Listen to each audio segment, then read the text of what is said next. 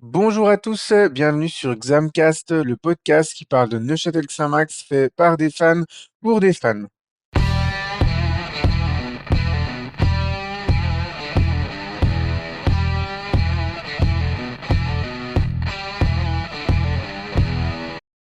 Alors ce soir, nouvel épisode en duo et même duo que la semaine dernière puisque je suis avec toi Osvaldo. Salut Osvaldo, Salut Mirko, salut à tous. comment vas-tu? Ça va, ça a été un long week-end entre le repas de vendredi dont je vous avais annoncé, dont je vous avais parlé la semaine dernière et une nouvelle échéance Proxy Foot hier après-midi, mais au moins on a profité du soleil hier après-midi sur Lausanne et à la Tuilière, c'était fort plaisant. C'est vrai, c'était un week-end ensoleillé, on espère que vous avez tous bien profité parce que malheureusement la semaine prochaine s'annonce nettement moins bonne. Mais évidemment, on n'est pas là pour parler de la météo. Donc, le sommaire de cet épisode 25, on va bien évidemment débriefer le match qui a eu lieu ce vendredi contre le FC Haro. On vous a préparé une petite rubrique spéciale cette semaine. On l'avait annoncé la semaine dernière. On a fait un sondage sur les déplacements de la saison. Donc, on va vous présenter ce classement et on va également donner un petit peu notre avis sur chacun de ces déplacements, Osvaldo. Et puis, on finira par faire le briefing de notre prochain match. Voilà, Osvaldo, on est chaud, on passe tout de suite à la première rubrique.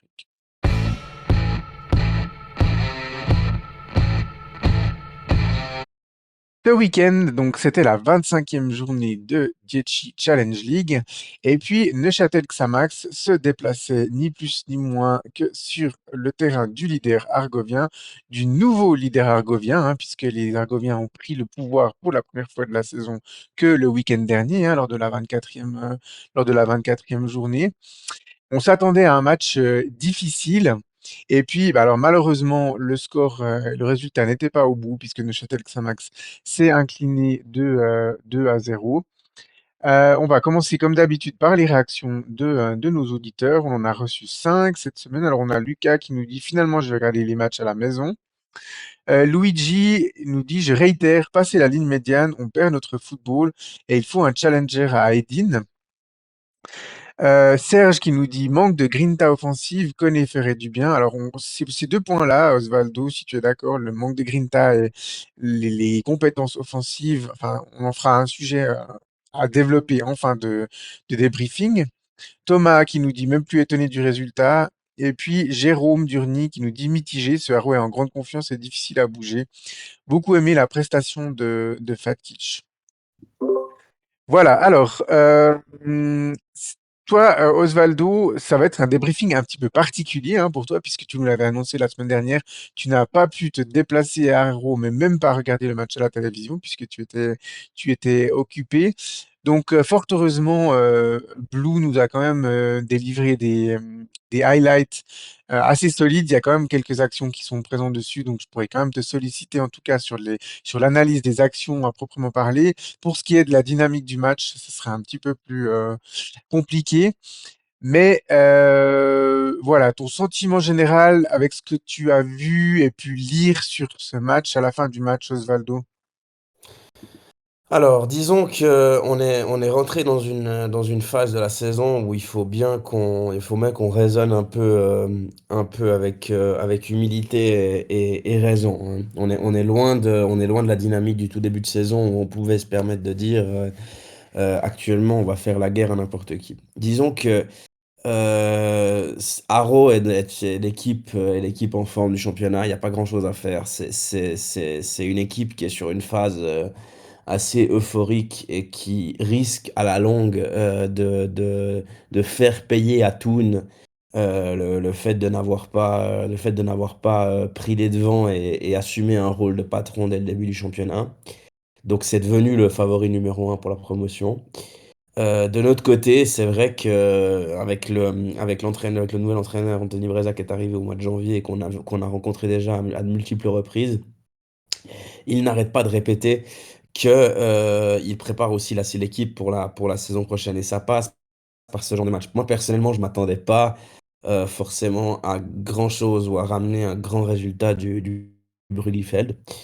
Maintenant, c'est vrai que malgré cela, on peut toujours attendre comme l'a dit Varane plusieurs fois, une attitude positive, une volonté des joueurs de gagner leur place pour l'année prochaine, et puis qu'ils le montrent à travers ces derniers matchs.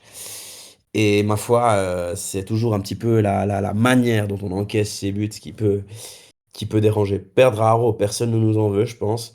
Mais c'est plus la façon dont tu prends les buts qu'on va développer après qui est un peu plus dérangeant dans la période xamaxienne actuelle. Totalement. Ouais, effectivement, les 2 équipes sont rentrées de manière assez timide sur le terrain, mais quand même, on va dire dans les 20 premières minutes jusqu'à l'ouverture du score, les plus grosses actions sont argoviennes. On va pas forcément les développer en elles-mêmes, Osvaldo, mais on va mentionner une frappe de Baloul qui passe juste à côté du côté droite de Meragic. Une frappe insidieuse, c'était plus presque un centre-tir de Georgiev comme ça, de voler à l'instinct depuis son côté gauche. Et puis à la 16e minute, une nouvelle frappe de Georgiev qui passe à côté. Alors voilà, c'était pas des actions super tranchantes. C'était pas des grosses occasions de but, mais quand même, ça montrait la domination argovienne du début du match. Il y a eu une frappe de Toiti que Oubel a dû dévier en corner entre la frappe de Balou et celle de Georgiev, mais Xamax était bien trop timide dans les 20 premières minutes pour rivaliser. Et j'ai presque envie de dire, c'est presque assez logiquement que Haro prend les devants à la 22e minute. Mais comme tu le disais avant, Osvaldo, on va développer un petit peu la manière dont on prend ce but. Alors, j'ai pas fait les comptes, j'aurais peut-être pu le faire, même si c'est un travail fastidieux, mais voilà, on prend un but sur une balle arrêtée, alors que les 3 autres actions étaient sur des actions construites de la part des Argoviens. Alors, je pense que le commentaire de Luigi fait bien évidemment, dans lequel il faut donner un challenger à Edin, il vient bien évidemment de cette action-là, hein. Mais Osvaldo, on va donc développer, on va raconter ce but et ensuite on va développer phase par phase. Donc les Argoviens combinent, Georgiev décale le ballon et puis je sais plus qui fait le centre. Je pense que c'est Baloul avec son pied gauche. J'ai envie de dire un petit peu comme l'équipe de Suisse de Royauxon, hein, on aimait bien faire ces combinaisons où il y avait un premier joueur qui décalait le ballon et puis le deuxième qui le propulsait directement au centre. C'est une combinaison en fait qui permet de faire frapper un joueur soit du gauche depuis la gauche, soit un droitier depuis la droite, sans prendre le risque, en donnant une trajectoire un peu brossée et puis sans que prendre le risque que le ballon sorte des limites du jeu. C'est un peu le risque hein, si on fait frapper un corner par un droitier à droite ou un gaucher à gauche. Donc une combinaison et puis ensuite Muller qui arrive à se démarquer, qui frappe et qui marque. Alors Osvaldo, qu'est-ce qui t'a marqué, toi, sur cette action, sur ce but pris? Moi, finalement, la liberté avec laquelle Müller peut se mettre en position pour aller placer sa tête alors qu'il démarre sa course d'élan à l'autre bout de la surface. Finalement, il y a tout un tas de Xamaxiens, je suis obligé d'utiliser le mot tas dans ce cas-là, mais tout un tas, tout un ramassis de joueurs qui restent sur la ligne des 5 mètres, alors qu'il y en a un qui est au coin des 5 mètres au premier poteau, qui a le temps de faire tout le tour pour venir se libérer et mettre sa tête. Après, Mhm, évidemment, que l'arrêt de Meragic n'est pas ferme et que le geste n'est pas clair et que le geste du pied n'est pas clair et qu'il peut la dégager mieux que ça. Mais à la base des bases, c'est pas normal qu'il y ait autant de joueurs placés dans la zone où se trouve le buteur et qu'ils puissent faire un arc de cercle pareil sans qu'aucun joueur le suive, sans qu'aucun joueur ne le suive et qu'il puisse aller placer sa tête aussi tranquillement. Personnellement, mhm. il a fallu que je revoie le ralenti, évidemment, pour me rendre compte. Parce que c'est pas quelque chose qui se voit enfin, dans les images de Blue In, c'est pas des choses qu'on voit de manière très très nette en direct. Mais par contre, ça se voit très clairement au ralenti. Et pour ça, c'est une grosse erreur de marquage sur ce goal. Ouais, alors pour moi, il y a quand même une première partie d'action, Osvaldo, c'est la partie jusqu'au moment où Muller se démarque. Pour moi, c'est quelque chose qui est travaillé. C'est pas le fruit du hasard. Pourquoi?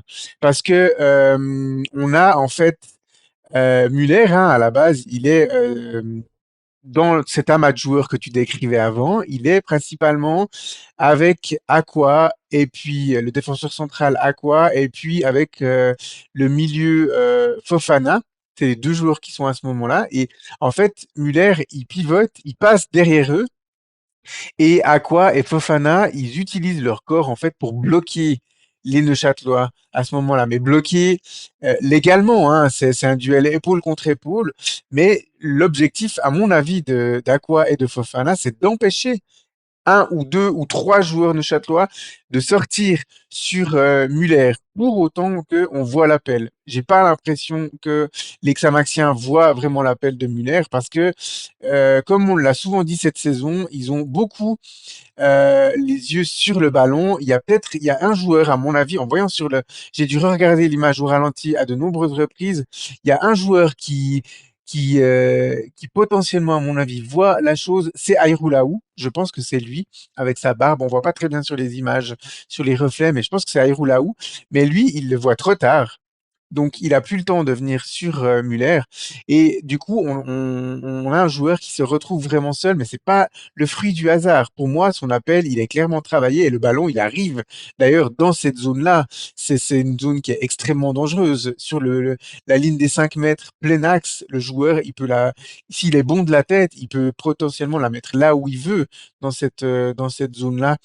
Donc voilà, ça c'est la partie, à mon avis, de l'analyse du jeu argovien et on doit leur donner du mérite, du crédit à ça parce que c'est de la stratégie pour moi. Le bloc argovien cherche vraiment à isoler les défenseurs et à permettre à un de leurs coéquipiers de se démarquer et de reprendre en position optimale. On connaît aussi les qualités de jeu de tête de Serge Muller.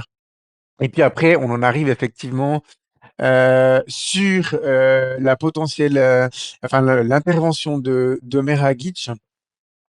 Alors, on va pas refaire un débat, le même débat qu'on avait fait il y a 2 semaines. Est-ce que Omer Hagic doit être voilà, concurrencé réellement par Anthony Mossi ou pas? Moi, ce que j'ai dit il y a 2 semaines, je le pense toujours 2 semaines plus tard, donc je ne veux pas rediscuter de ça. On va plutôt analyser cette action-là. Euh, alors, déjà, comme on l'a longuement dit, le joueur doit pas reprendre le ballon seul. Et là, Omer Hagic, il y a un premier élément qui le met lui en difficulté, c'est qu'il a un joueur juste devant lui, c'est Fabio Saiz. Et du coup, Fabio Saiz fait office d'écran, c'est-à-dire que tout le monde voit Muller seul reprendre le ballon à ce moment-là, mais pas Omer Hagic, parce qu'il a un coéquipier devant lui qui le masque, on va dire légèrement. Il voit quand même, mais il voit pas bien comment le ballon arrive. Ça, c'est le premier élément. Le deuxième élément, Osvaldo, c'est le rebond, hein. Le ballon rebondit juste devant lui. Alors, et le rebond ne prend pas une trajectoire étrange après le rebond, mais c'est quand même très difficile. Toujours ces frappes, qu'elles soient de la tête ou du pied, Osvaldo, quand le ballon rebondit, on va dire, dans les 50 centimètres ou 1 mètre devant le gardien, c'est toujours délicat d'intervenir hein, sur ces ballons comme ça, Osvaldo. Tout à fait, ça augmente la difficulté de l'intervention et donc de ce point de vue-là, c'est effectivement une circonstance atténuante pour Omer Agic. Maintenant, c'est effectivement, et ça existe, hein, ces phases de jeu travaillées, ces schémas travaillés, et ça, c'est dont tu parlais avant, c'est la partie du mérite pour moi des Argoviens et de Muller. Maintenant, je veux dire, que ce soit, enfin, de toute façon, il y a deux types quand on parle de marquage, il y a deux types de marquage. Il y a le marquage en zone ou il y a le marquage individuel. On connaît dans le Mhm, foot. Le marquage individuel, ça veut dire quoi? Ça veut dire que tu dois tenir ton homme. Et le marquage en zone, ça veut dire que au moment où le ballon arrive dans la zone, tu dois aller au ballon. Et là, donc dans les deux cas, moi, ce qui me pose de nouveaux problèmes, je le répète, c'est que dans cette surface, il n'y a qu'un seul joueur qui bouge. Et que même si le schéma est effectivement travaillé et que c'est fait pour que le ballon arrive exactement là où Muller reprend de la tête, honnêtement, la passivité de nos joueurs, elle fait quand même assez peur à voir là sur ce mhm, coup-ci. Parce que t'as pas le droit d'être passif de cette façon-là sur une balle arrêtée.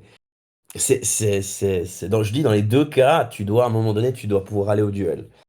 Et personne n'y va. Et Muller, le truc, c'est qu'il a le temps de faire un très très long, un très très long arc de cercle, comme on l'a dit avant, pour aller en direction de la balle. Et de ce point de vue-là, on fait preuve de nouveau d'une passivité qui est assez flippante. Excusez-moi du terme. Ouais, il se décale et ensuite il voit que le ballon, il sera pas aussi long qu'il l'avait prévu, donc il s'arrête et puis il attend d'évaluer correctement l'arrivée du ballon pour la reprendre le plus haut possible, sans sauter, puisque ça, du coup, ça lui permet de donner plus de puissance à la frappe. Après, voilà, là où à mon avis on peut effectivement se dire que Meragic peut et doit faire mieux, c'est dans son intervention au pied. C'est clair que elle est très très difficile à prendre de la main. Ça veut dire que Omer Agic est un gardien très grand. Donc reprendre une balle au sol comme ça veut dire se coucher et puis ça lui prend plus de temps pour arriver avec les mains vers le ballon qu'un gardien qui fait 10, 15, 20 centimètres de moins. Donc, à mon avis, le choix de reprendre la balle du pied est bon. Par contre, eh bien, il doit la prendre avec le coup du pied et puis pas le tibia.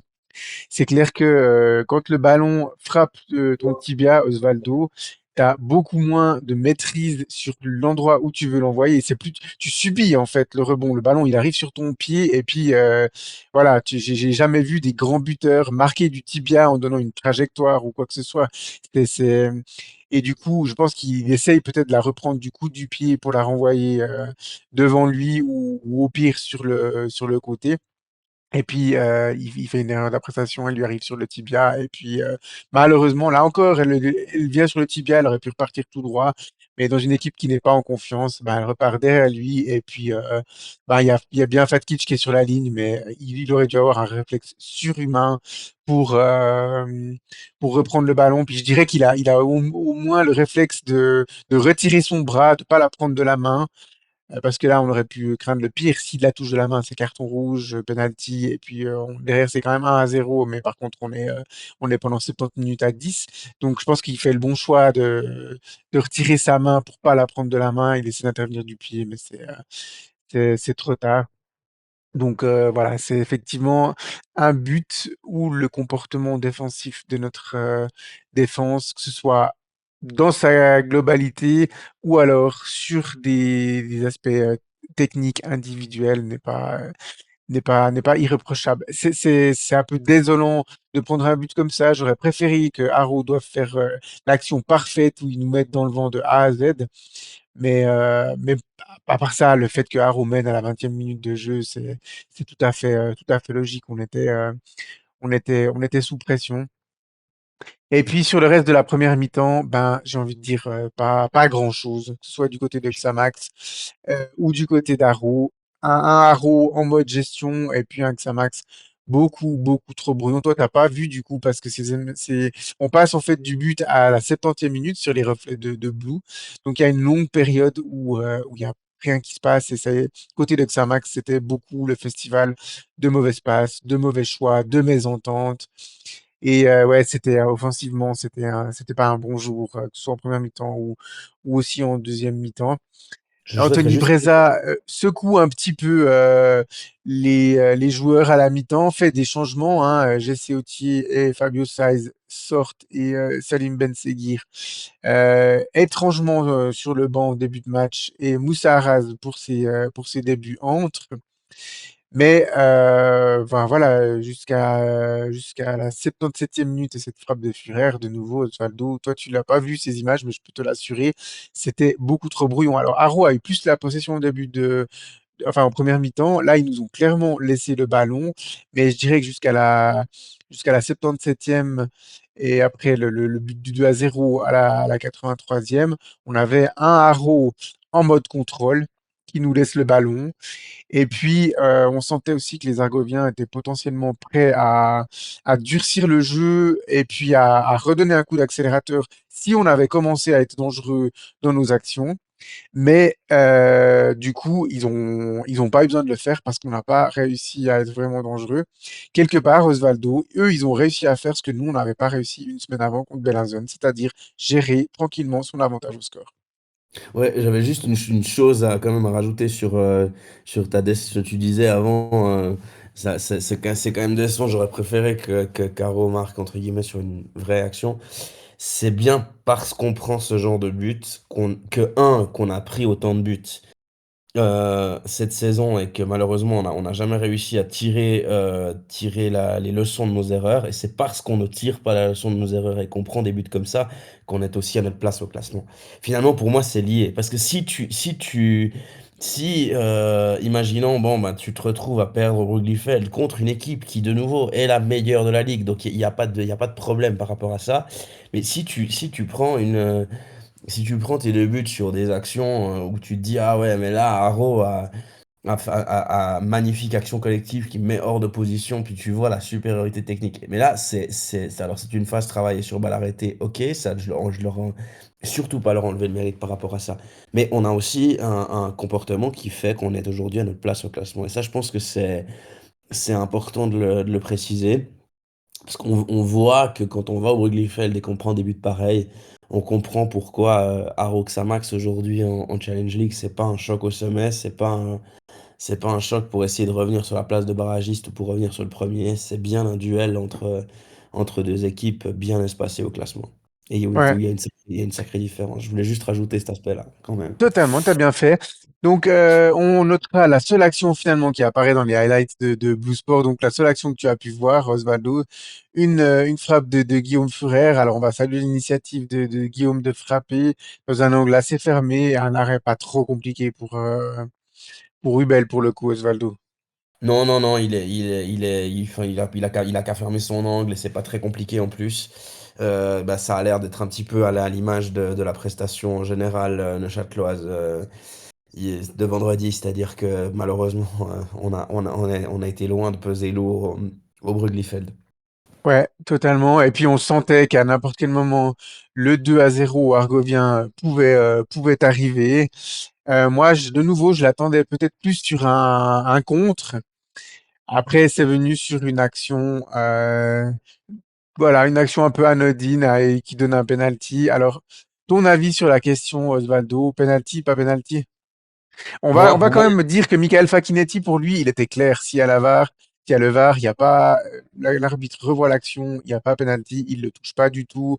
Et puis, il dit que Baloul a crié, mais il y a rien eu. Ramizi, ben, évidemment, il, il se plaint qu'il a rien fait sur cette action. Pour toi, Osvaldo? franchement, de ce que j'ai vu, ça m'a l'air plutôt naïf de la part de Ramiji. Et pour moi, dans l'intervention, il y a faute. Mm. Maintenant, je suis de nouveau, c'est une perception que j'ai eue en regardant les images, sans avoir forcément voilà, enfin, j'ai l'impression qu'il tend un peu son pied un peu naïvement et Ouais, que le joueur argovien joue bien le coup. Voilà, c'est l'impression que j'ai eue en voyant l'image en c'est ça. direct. C'est ça. Alors, c'est très difficile à voir. On n'a pas de super ralenti, on n'a pas de zoom possible pour vraiment voir est-ce qu'il y a un contact entre le coup du pied de Ramizi et puis le pied de Baloul. Après, c'est un duel où les deux joueurs veulent jouer le ballon, on va dire, à 50 centimètres au-dessus du sol. Et puis, celui qui est le plus rapide, et s'il lit bien la trajectoire, il touche le ballon. Et puis, le deuxième, eh ben, il touche la cheville de l'adversaire.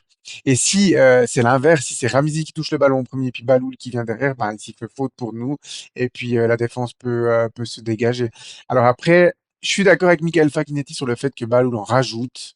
Bon, là-bas, je l'ai pas entendu crier depuis la tribune, mais en même temps, il y avait tellement les gens qui criaient devant pour réclamer le penalty que voilà, c'était difficile à dire. Mais voilà, il reste un peu au sol, il en rajoute un peu de manière théâtrale. Mais pour moi, il en rajoute. Il est quand même victime d'une faute des pénaltys se sifflent tout à fait. Enfin, je vais pas crier au scandale, moi, sur un Non. penalty là-dessus. Et puis du coup, ben, le spécialiste des pénaltys étant sorti hein, sur blessure, Valon Fazlou, ben, c'est Serge Muller qui s'y est collé pour, euh, voilà, pour son doublé du soir. Et du coup, ben, à nouveau, ben, voilà, un contre-pied parfait. Omer Agic part totalement dans l'autre sens. Peut-être un poil trop vite, hein, Osvaldo. J'ai l'impression qu'il part avant même que Muller frappe le ballon. Mais du coup, c'est le contre-pied parfait. C'est 2-0. À ce moment-là, tout le monde dans le stade avait compris que la messe était dite. Est-ce que Haro allait encore potentiellement rajouter un but et alourdir le score comme il avait fait la semaine d'avant contre Chafouz? C'était un peu le seul enjeu. On n'a absolument pas réussi à être dangereux sur les dernières minutes. Aucune action franche à noter du côté de Xamax. Haro n'a pas eu non plus de grosses occasions sur des contres, puisqu'on ne s'est pas jeté à l'attaque non plus. Et au final, victoire 2-0 des Argoviens, victoire mais indiscutable.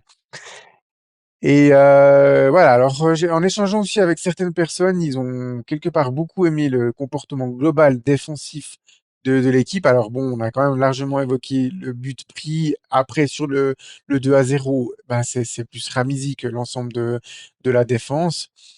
Mais j'ai quand même eu l'impression que voilà, la défense a été solide, mais on n'a pas été non plus mis sous les noirs, comme on dit par le FCRO.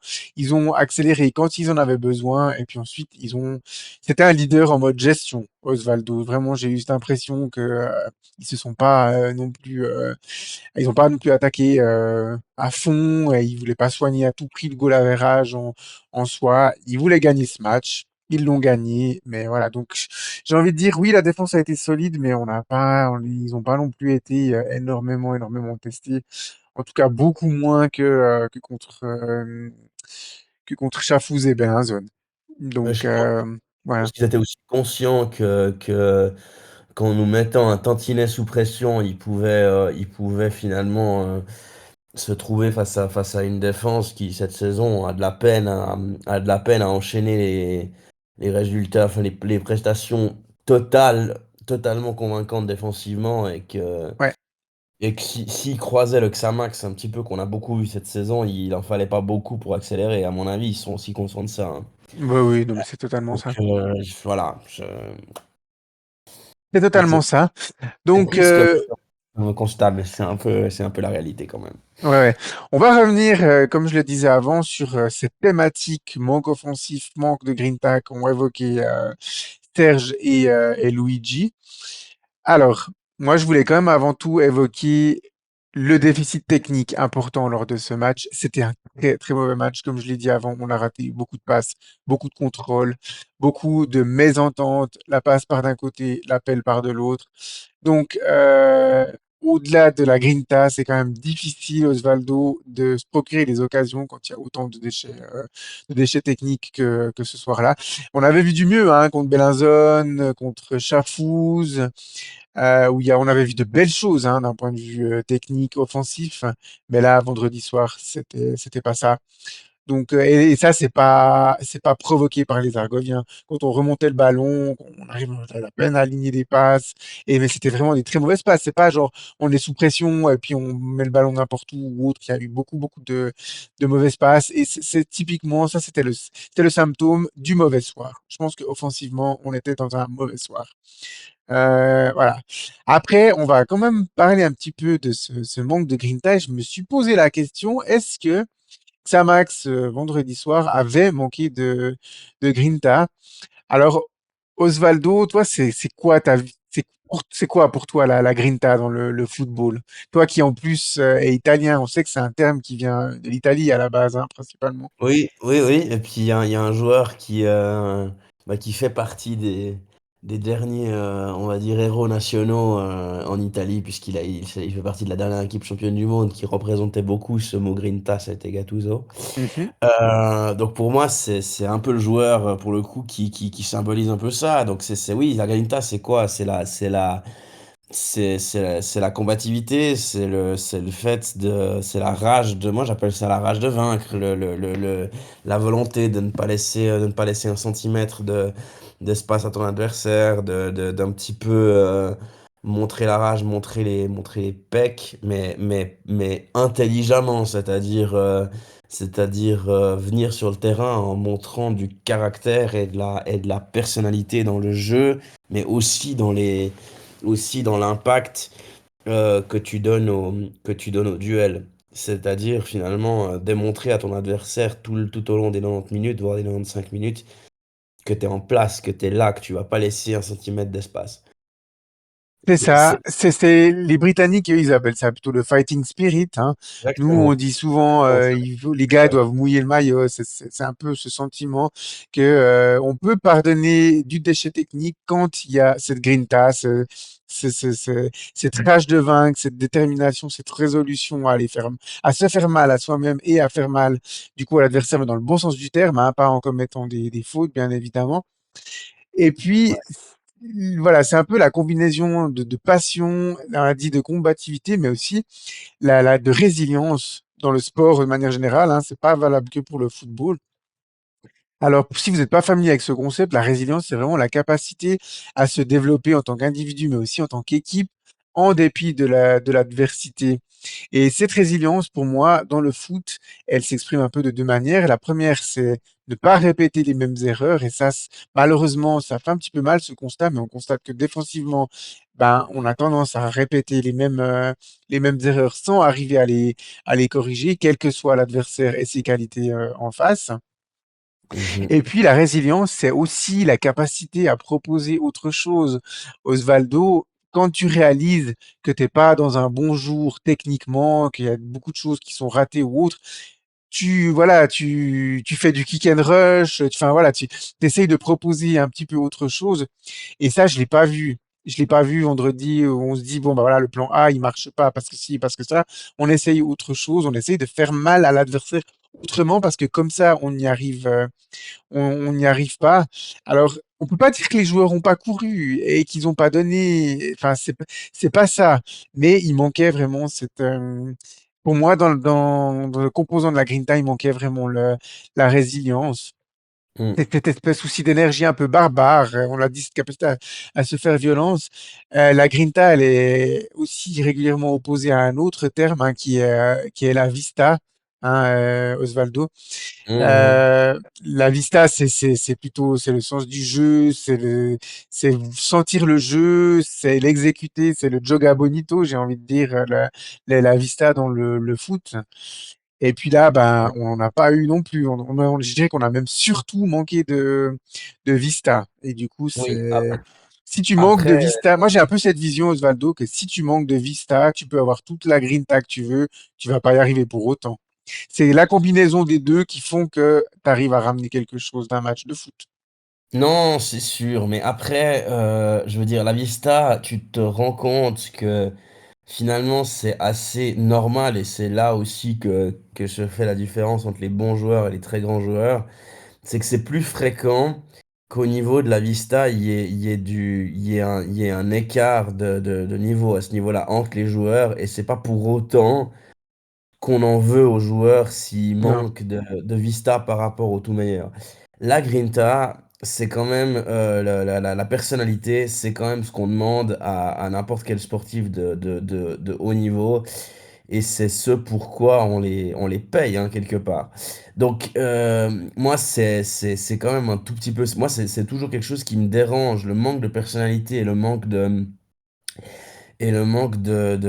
de combativité et le manque de démonstration d'orgueil quelque part sur le terrain. Moi, c'est toujours quelque chose qui me dérange un peu plus que le manque que le manque technique. C'est parce que c'est quelque chose, la combativité, la personnalité, c'est quelque chose que tu maîtrises. Et que tu mhm, peux maîtriser du point de vue du caractère. La technique, ça se travaille. Tu vas me dire, la combativité aussi, il y a des gens qui peuvent t'aider à t'endurcir un petit peu, mais c'est quand même quelque chose qui est totalement. supposé, Ouais. pour moi, venir beaucoup plus naturellement que la technique. Ou en tout cas, c'est quelque chose, à un moment donné, ça doit aussi être une prise de conscience personnelle du joueur de se dire, je ne me laisse pas marcher sur les pieds. Et ça, c'est quelque chose, quand on dit, c'est un mot italien, la grinta, c'est aussi beaucoup utilisé du côté de l'Espagne, hein. Ouais, Euh, du football latin de manière générale, en Amérique du Sud aussi, hein. C'est très latin, donc je profite d'élargir aussi ça aux Espagnols, mais c'est vrai que c'est quelque chose de finalement, enfin, aller poser la question, aux joueurs finalement de Sion qui à l'époque ont eu l'occasion de jouer avec Gattuso. Moi, je me rappelle qu'à l'époque, beaucoup disaient à l'interview, je pense que si j'avais connu Rino 10 ans avant, j'aurais été un autre joueur. Mais c'est quelque chose qui pour moi est supposé être Voilà, tu vas là pour jouer avec tes armes, ok? T'es là, on n'est pas tous à armes égales sur un terrain. Il y a des joueurs qui sont meilleurs que d'autres. Mais la combativité, la personnalité, je suis désolé, c'est quelque chose que tu maîtrises. Ouais. Je pense que tu citais avant Gattuso comme un exemple au niveau de la Grinta. Il y en a un autre Oui, qui, lui, vient du championnat espagnol, il est argentin, c'est Diego Simeone. oui, Et puis tout à Diego fait. Simeone, ben, je pense qu'il c'est doublement un bon exemple parce qu'il avait la grinta en tant que joueur. C'était vraiment lors de ses grandes années à l'Atlético Madrid surtout, mais voilà, il a aussi joué à l'Inter de Milan, à la Lazio. Enfin, il a fait vraiment des grands clubs et il incarnait vraiment cette grinta. Et puis je l'utilise lui comme exemple parce que il est maintenant l'entraîneur de l'Atlético Madrid depuis bonne question, mais je pense que ça fait gentiment 14 ans, 15 ans, hein. 14-15 ans, ouais, je pense, ouais, Ouais, ouais, maintenant. ça fait gentiment 15 ans. Et puis, voilà, c'est la caractéristique principale de ces équipes. C'est vraiment des équipes qui sont extrêmement combatives. Enfin, les Atlético Madrid de Simeone, parce qu'il y en a eu beaucoup depuis les années maintenant, c'était pas forcément des équipes avec des gros joueurs techniques qui nous mettaient des buts incroyables, mais c'était un football fait d'abnégation, de rage de vaincre. Une haine viscérale de la défaite, une haine viscérale des erreurs techniques ou autres. Et puis c'est ce qui fait le succès de son Atlético Madrid. On aime ou on n'aime pas, mais voilà, c'est efficace en soi. Voilà. Un petit peu, voilà, on voulait profiter de ces remarques qui nous ont été faites pour développer un petit peu le sujet. Il nous a manqué de Grinta, oui, il nous a manqué de Vista aussi sur ce match. Voilà un petit peu la conclusion, une défaite voilà, très logique et qui n'est pas la plus honteuse selon moi de la semaine, de l'année, Osvaldo. Il n'y a pas de honte à perdre 2-0 sur une équipe qui marche sur l'eau. Désormais, 9 victoires consécutives, invaincue depuis le 1er novembre. Voilà, Non, on va non, aussi non. rendre. Alors, effectivement, on revient à ce que je disais avant. Effectivement, sur l'adversité de base qui nous était proposée vendredi soir, il n'y a absolument aucune honte à perdre contre eux. Moi, sur le résultat pur, évidemment, que si tu vas faire le même match à Chafouz il y a 2 semaines, ou si tu fais le même match à Nyon, comme ça nous est arrivé de le faire typiquement lorsqu'on est allé à Colovray en fin de premier tour, ça, c'est des résultats qui me dérangent beaucoup plus parce que c'est des équipes qui doivent être à notre portée, contre lesquelles on doit même imposer notre supériorité de manière beaucoup plus marquée. Haro est une équipe qui joue le haut de tableau, qui joue la promotion, qui est en pleine bourre, qui est en pleine euphorie, qui, à moins de rechoper le syndrome de la pression du sprint final de la course à la promotion, sera promu en fin de saison, peut-être même sans les barrages. Et c'est un club en plus de ça, c'est un club en plus de ça qui a une histoire glorieuse en Suisse. Donc en soi, je vais pas non plus, je ne m'attendais, je le répète, je ne m'attendais pas à revenir avec une victoire du Brugge Liefeld vendredi soir. Après, c'est des résultats. S'ils viennent et si c'est des victoires que tu obtiens, eh ben c'est c'est tout bonus, hein, c'est tout bénef. Hmm. Maintenant, il y a un match qui nous attend, on va en parler, tiens, on va en parler tout à l'heure. On a un match qui nous attend dimanche prochain qui va être bien plus important pour la fin de saison à la Maladière dimanche prochain. Et ça, c'est clair qu'on attend beaucoup plus l'équipe au tournant sur ce genre de rencontre-là.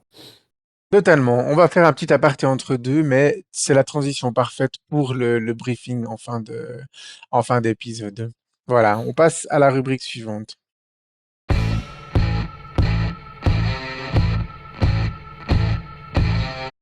Petit aparté entre deux débriefing, briefing. Ça faisait longtemps qu'on voulait vous proposer une rubrique sur les déplacements à l'extérieur. On réfléchissait un peu sous quelle forme.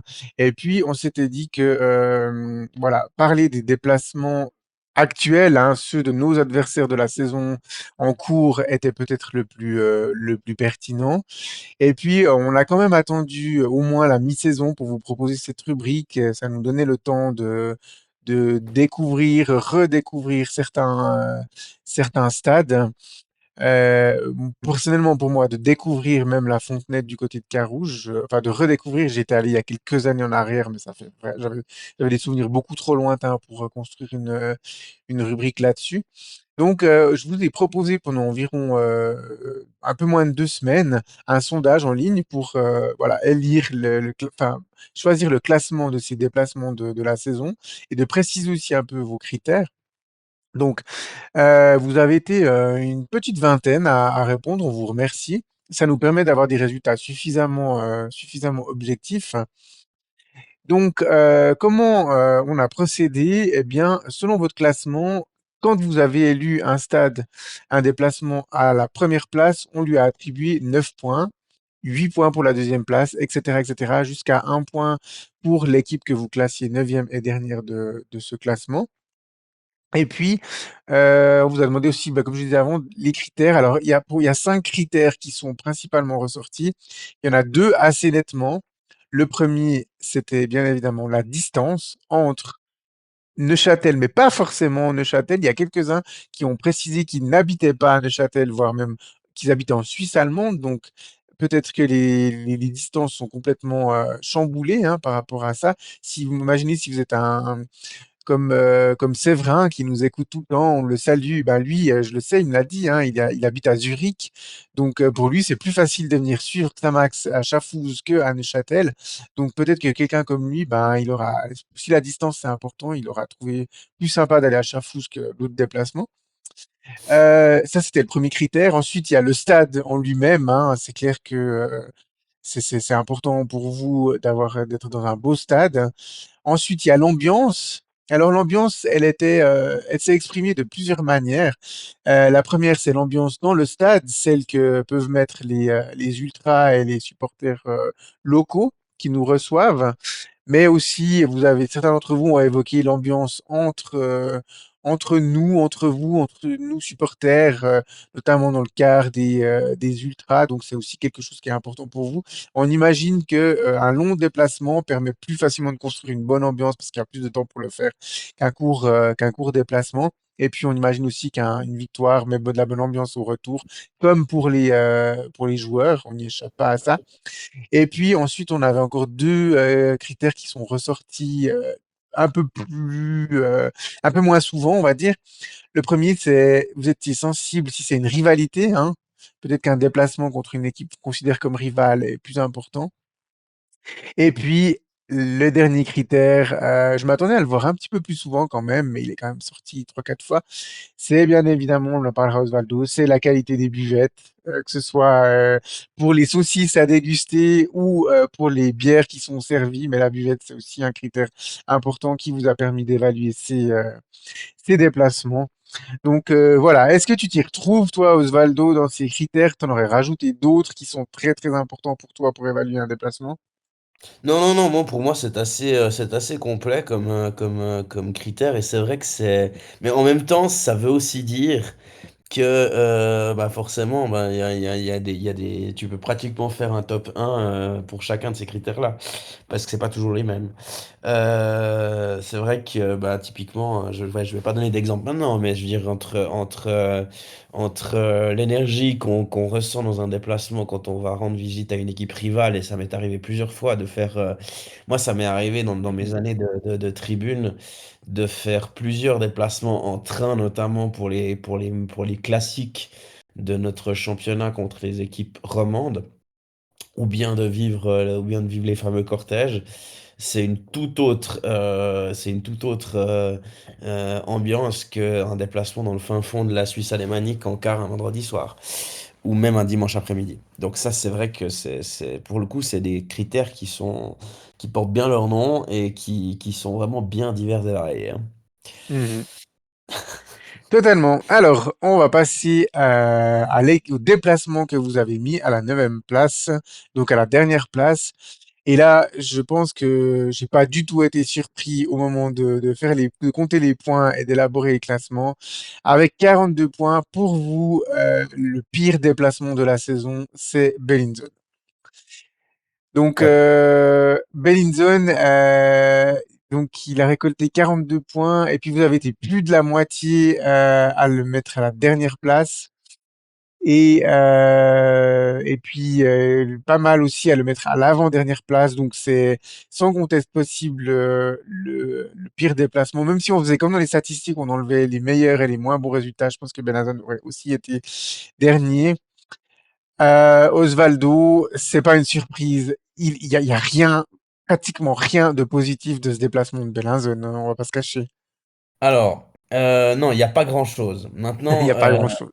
non, non, mais il n'y a pas grand-chose. Maintenant, moi, il y a des choses. Après, c'est typiquement, mais ça, c'est de nouveau. Je veux dire, là, je vais faire ça va être assez égoïste et assez personnel comme critère. Mais mine de rien, en ce qui me concerne, c'est le seul déplacement de la saison où je peux parler ma deuxième langue maternelle avec le personnel du stade. Mais au-delà de ça, c'est vrai il y a beaucoup de malus dans ce stade-là. Au-delà de la longueur du déplacement, c'est vrai que Ouais, mais déjà, la longueur du déplacement, on en parle. Il faut se taper le Gothard pour aller à il faut Bellinzone. se taper le Gothard. Il faut se taper le Gothard. Maintenant, il faut se dire aussi que on est encore assez bien loti là-dedans parce que j'aimerais juste rappeler aux plus jeunes, mais vraiment aux plus jeunes qui commencent à peine Mhm. leurs années xamaxiennes, qu'il y a quelques années, quand Xamax était en Challenge League, il y avait une équipe qui s'appelait KSO. Et que Bellinzone, c'est encore la porte à côté de Neuchâtel par rapport à Neuchâtel Alors, qui je est au... dirais pas ça comme ça, mais c'est un des Ah, mais premiers bleds du Tessin une fois qu'on passe le Gothard. C'est c'est clair ça. qu'avant, enfin, tout C'est- c'est- ce qu'on a connu comme équipe tessinoise, c'est plus loin. Le FC Lugano, le FC Casso, Malcantoneano, toutes ces équipes, le Locarno, tout ça, Locarno, tout est plus pareil. loin de Bellinzone. Tout est plus loin. L'avantage dans l'inconvénient, c'est que c'est vraiment la sortie du Gothard. Maintenant, moi, je trouve que quand même, parce que moi, je l'ai vécu depuis que Bellinzone et Xamax se sont retrouvés dans le Challenge League et puis que Bellinzone est remonté, j'ai vécu Bellinzone aux trois horaires possibles de la Challenge League, c'est-à-dire vendredi soir, c'est-à-dire samedi soir à 18 h et c'est-à-dire dimanche après-midi. Lors des après-midi ou lors des fins d'après-midi ensoleillées, moi je trouve quand même mais il faut qu'il fasse beau, mais je trouve que le beau temps, avec la vue sur le château de Bellinzone, avec tout ça, rend quand même un espèce de petit charme à ce déplacement-là. C'est pas, je vais pas commencer à mettre, je dis pas qu'il est top 1 dans mon classement, pas du tout. Mais quand il fait beau et quand il fait encore jour, c'est pas le plus moche. Après, c'est clair que la vision qu'on en a depuis la tribune visiteur, avec cette piste d'athlétisme, avec ce terrain voilà, avec ce stade qui est extrêmement mal fréquenté, évidemment qu'il y a énormément de points négatifs. Maintenant, selon la période de l'année, selon l'horaire du match, on trouve certaines petites choses qu'on arrive à tirer de ce déplacement pour qu'il soit un peu meilleur quelquefois. Mais je suis bien d'accord, Pour moi, c'est ça pas. compense vraiment pas. Ça compense vraiment pas le Ouais, mais reste. C'est ouais, mais loin. Le stade avec cette zone de course autour est loin. Je veux dire, les ultras et de l'extérieur n'ont pas une bonne vision. La tribune presse n'a pas une bonne vision. On est extrêmement loin. Si tu connais pas très bien le physique des joueurs pour les reconnaître sur le terrain, c'est très compliqué de les reconnaître. Les stadiers sont hyper antipathiques. On te regarde comme si tu venais trafiquer je sais pas quoi. ouais, bon, c'est toi. Voilà, les points positifs, comme tu disais, le climat elle peut être agréable et puis la ville de Bellington en elle-même, elle est superbe. Il n'y a rien à dire à ce niveau-là. Mais pour moi, il mérite largement sa dernière place. Et je pense qu'on ferait le sondage auprès de nos adversaires. Et ben, ils mettraient probablement aussi le Stadio Comunale de Bellinzone comme le pire déplacement de la saison. Je vous avoue, je vais me griller là, mais je peux profiter puisque je vois que c'est une grosse unanimité. Moi, je suis désolé parce que l'ambiance quand même à l'extérieur, l'ambiance que mettent les supporters locaux pour moi dans un déplacement à l'extérieur maintient quand même une grosse part dans le jugement que je fais de mes déplacements. Pour moi, l'ambiance à Vaduz, c'est 10 fois pire encore qu'à Bellinzone. Mhm. C'est un avis totalement personnel, mais sur le critère seulement ambiance que mettent les supporters locaux, Vaduz, j'ai l'impression d'aller à un match de Junior D le samedi matin. Ouais, ouais. Et, et, Eh bien, et en plus, je vais pas te laisser parler plus longtemps, Osvaldo, parce que le huitième du classement avec 55 points, c'est le FC Vaduz et son voilà. Rheinpark Stadion. Donc, Voilà, lâche-toi sur le Rhein-Parkstadion directement, Osvaldo. Non, mais parce que ça c'est vraiment. Alors, niveau ambiance, je le répète, il y avait. Moi, je me rappelle quand j'avais l'âge, on va dire, d'un junior D et que j'allais voir mes potes jouer en junior D le samedi matin, il y avait plus d'ambiance qu'au Rhein Park. Je suis peut-être un salaud, je suis peut-être un connard, mais là, en l'occurrence, c'est vraiment. Mm. C'est loin, à moins d'y aller en car ou en déplacement organisé ou en voiture, c'est une folie pour y accéder en transport public. Et moi, je Ouais, le sais, parce que j'avais fait le déplacement en train depuis Saint-Gall un dimanche matin, alors que je m'étais arrêté à Saint-Gall le samedi soir. J'avais fait le déplacement, c'est une folie. T'as même pas, alors que c'est la capitale de, bon, c'est la capitale du Liechtenstein, ok, mais c'est une ville d'un pays quand même limitrophe. Tu n'as pas une gare centrale de Vaduz déjà. Donc t'arrives en bus, la dernière gare, elle est du côté suisse. Tu dois prendre un bus pour passer du côté Liechtenstein. Enfin, si tu ne sais pas comment aller, si tu ne sais pas par cœur comment y aller, tu ne trouves jamais ce stade. À moins d'y aller. Alors, si tu y vas en voiture, tu y vas en voiture. Mais sinon, en transport public, c'est impossible d'y aller. C'est une ambiance complètement morte. Si on regarde la présence en latéral, si on regarde la présence dans la tribune des Ultras de Vaduz, si on il y a rien qui va pour moi. Et ça, c'est parce que Bellinzone, au moins, et ça, c'est peut-être un critère dont on n'a pas parlé, c'est l'accessibilité si tu n'as pas le permis et si tu ne vas pas en voiture. Bellinzone, il y a au moins, dans tout ce qu'on peut sortir, il y a au moins une gare où tu sais que, et tu peux encore y aller. Je veux dire, le match est samedi à 18h, tu peux rentrer à Neuchâtel le soir même, en train. Vaduz, c'est une corvée. C'est juste une corvée. Pour y accéder, c'est absolument terrible ouais, et il n'y a ouais. pas d'ambiance. Non, c'est clair. Mais pour te dire, Vaduz, si c'était en Suisse, ça Ouais. serait pas, il ferait pas partie des 173 communes qui sont considérées comme des grandes villes. Ouais. Il y a, il y a 170, non, pardon, il y en a deux qui ont un peu moins, mais sinon, il y a 171 communes qui sont considérées comme des villes plus grandes que Vaduz. Donc, ça Ouais. explique pourquoi il n'y a pas de grosses gares non plus à Vaduz. Alors, honnêtement, moi, Vaduz, le stade, j'aime bien. Et puis la buvette était sympa aussi. La tribune presse est bien placée. Je crois savoir que pour le COP, c'est pas si mal placé que ça non plus du côté de Vaduz. Clairement, pour moi, le critère rédhibitoire, c'est la distance. C'est au moins autant, si ce n'est plus loin que le Tessin. Et puis, alors, pas de long tunnel ou de col à franchir, mais depuis Zurich, c'est sans fin. La route jusqu'à Vaduz, c'est vraiment sans fin. Et voilà, du coup, je suis pas surpris que Vaduz se retrouve aussi bas dans le classement. Honnêtement, ça serait un peu plus proche que ça. Il aurait eu des chances d'être un peu plus élevé. Mais là, avec cette distance, c'est totalement, totalement rédhibitoire. Puis c'est vrai que c'était pas la grosse ambiance un vendredi soir. Hein. Le dernier déplacement de Vaduz non plus. C'est pas les ultras de Vaduz qui mettent une ambiance folle dans le match. Et puis les supporters non ultras, enfin, on n'en parle même pas, quoi. Non, non, mais c'est la mort totale ce stade. Pour juste, hein, je vais te glisser une anecdote journalistique. C'est un petit souvenir que j'ai d'il y a maintenant 15-16 ans. Donc ça devait être la fin de la saison 2008-2009 où Vaduz s'était relégué de Super League. Et puis, bah justement, hasard du truc, c'est que je crois sauf erreur que Vaduz s'est relégué suite à une défaite, où ça, à Bellinzone. Et on a parlé de Bellinzone juste avant. Et puis, je crois qu'à l'émission du dimanche, c'est un journaliste à la retraite, de la RTS qui est maintenant à la retraite, qui avait fait un point sur ce match à Sport Dimanche. Et avant le début du résumé, puisque c'était le match qui avait condamné Vaduz à la relégation, à la RTS, donc on parle du service public, le journaliste qui se lâche et puis qui dit, bon, avant toute chose, on va pas être hypocrite. Tout le monde est content que Vaduz soit relégué, merci Bellinzone. Pour moi, j'ai pas souvent entendu les journalistes se lâcher autant comme ça sur ce genre de truc-là. T'es supposé quand même garder une certaine distance par rapport à ce genre de déclaration, mais c'est tellement une équipe qui saoule tout le monde que voilà, quand personne ne se retient avec eux. Donc ça montre encore une fois la tendance qu'on a à ne absolument pas se lâcher avec eux. Et je pense que la localité, ils le méritent. Voilà, c'est le coup de gueule. Voilà. Ensuite, à la septième place du classement avec 67 points, vous avez élu le FC Ville et le déplacement dans Salidel Arena. Alors là, j'imagine aussi que la distance a dû être un critère très très important. Parce que honnêtement, la Lidl Arena, Osvaldo, c'est pas un mauvais stade, c'est pas un vilain stade, hein. Non. Et puis, tu disais avant, l'accessibilité en transport public, ben, elle est située sur l'ancien site du Bergholz. C'est toujours indiqué Bergholz d'ailleurs quand on veut y aller.